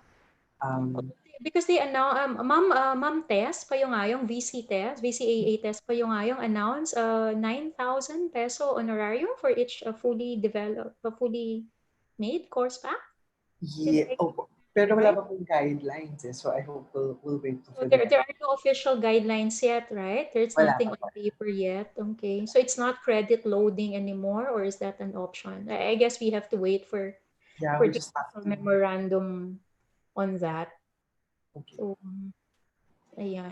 So yun mga Porsche, anything else that you'd like to say na lang po before we officially end this? At para makapagpahinga na rin kayo at ang ating Ayan, mga kung kasama. may tanong about the LMS platform,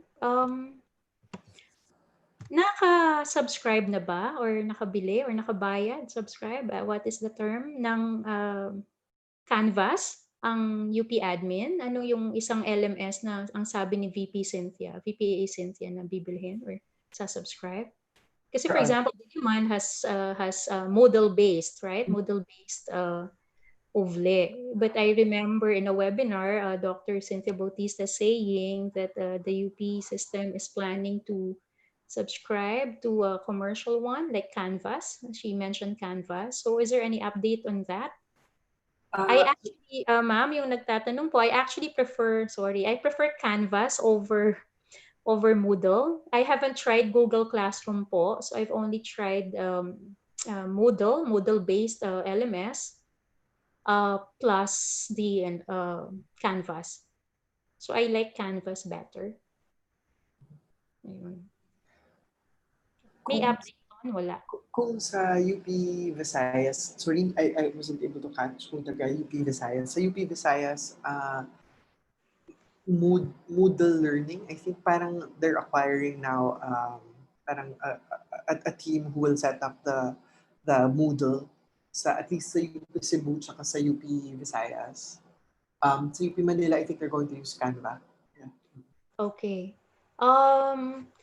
One of our colleagues here, Sir He-Her-Son, Tumang, you're right, sir. It's remote learning, not online learning. The two things are not the same. That's why I did say earlier that we really have to prepare. I have to prepare for the possibility that I have a student without laptop, without internet connection. So the videos, I said, I have started putting together the transcripts and taking screenshots. Precisely because remote learning is not synonymous to online learning. So those learning resources that are not text-based, I have to find a way to convert them to a text format that would lend itself to printing. So that's a challenge that I am currently that's a challenge I'm currently facing, because the transcripts and the screenshots are not yet there in my course pack. I just wanted the best case scenario first. To me, the best case scenario is all of them have laptops. To me, that's already the most realistic best scenario for my students. It's not that all of them have good internet connection. I mean, to me, that's not realistic. So what I simply have prepared for, admittedly, is simply the best case scenario of all of them having ready access to a laptop or a computer. So that's currently what I'm working on, converting the audio formats and the video formats among the resources um, into text-based format. So tama po kayo, sir. Yun yung major hurdle ngayon.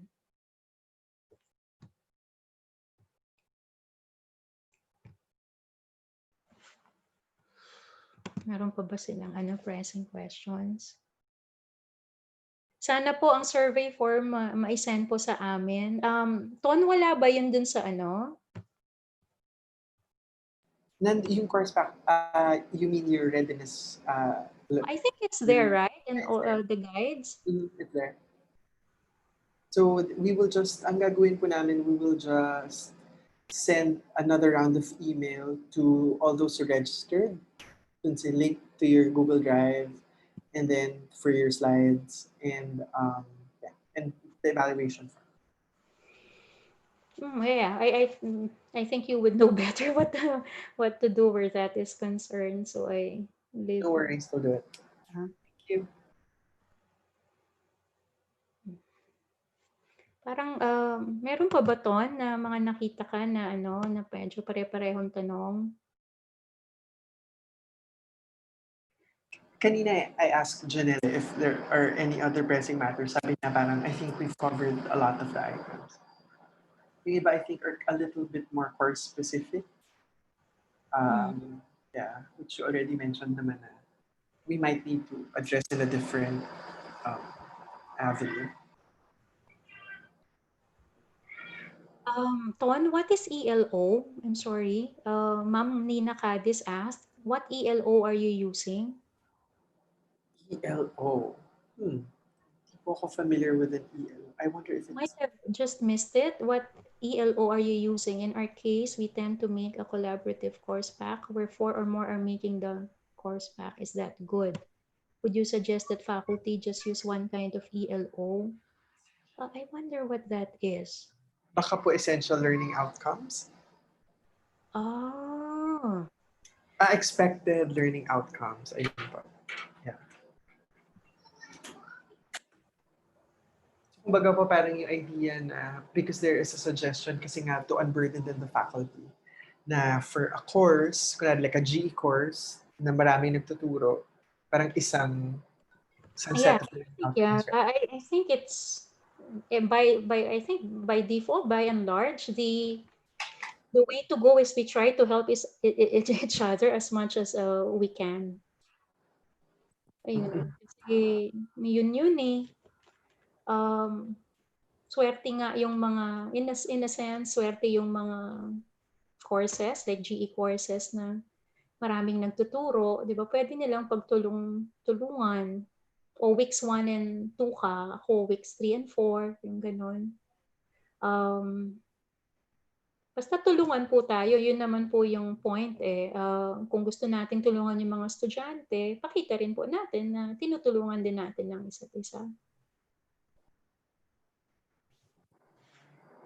And I think din naman, Ma'am Porsche, no, tama, parang mataas yung pagpapahalaga ng university's academic freedom. So, kumbaga parang, although there may be these more standardized learning outcomes, parang faculty can also parang tweak if they think it's best or it works for them. Pero syempre importante nga, lalo na kung pare-pareho yung courses, yung standardization para alam mo na kahit papaano you're getting the same outcomes Talagang ang pinaka non-negotiable kasi the course outcomes are achieved because the topics may may be changed somehow. Did you discard some and all that? And the weekly learning outcomes might probably vary, from one year to another, from one sem to another. But the approved course outcomes, they're the ones that are almost like written on stone. If there's tweaking, it should be more cosmetic than anything else. Wording here, phrasing here, but primarily still, still the same banana. Ganun. Pero masyadong malawak kasi I mean, there's such a wide variety of the types of courses that we handle, as faculty of the university, and there's really not going to be any one size fits all. Mhm. So they're just, recommended steps, which I opted to follow. And I did say when, there are some recommendations I didn't follow, like the 6 minute, 6 minute, 6 minute video maximum. That is so hard to look for. Of course, pag meron tayong energy after your second run, so may second run ito on Monday, same time. And then kung meron pa tayong energy, Earlier daw siya, Ton. I think it's at 8. it's at 8. I'm sorry, it's at 8. Yeah, it's at 8. 8 It's to 10. 8, right? Yeah, 8 o'clock. And then if we have energy, sometimes let's schedule a more parang gawin nating medyo talk show-ish na we're just going to answer questions more than ano. So hindi na siya ganito webinar. Basta field lang sila ng questions tapos we'll just answer as many as we can. Paano siya? I mean, we can, ano siya, Ton? How would it be different? Parang yung idea ay kasi baka meron mga specific questions na baka lang hindi natin masyadong na-cover or napalalim due to our time constraint. So baka yung next time that we could just have like a more informal conversation na we can just field in questions and sasagutin lang siya in a very informal manner. More than yung ganito. We'll see if we can schedule something like that. Oo, baka yun. Di ba parang different sessions simply for, the Just for questions. questions, no? Sige, we'll see what we can schedule.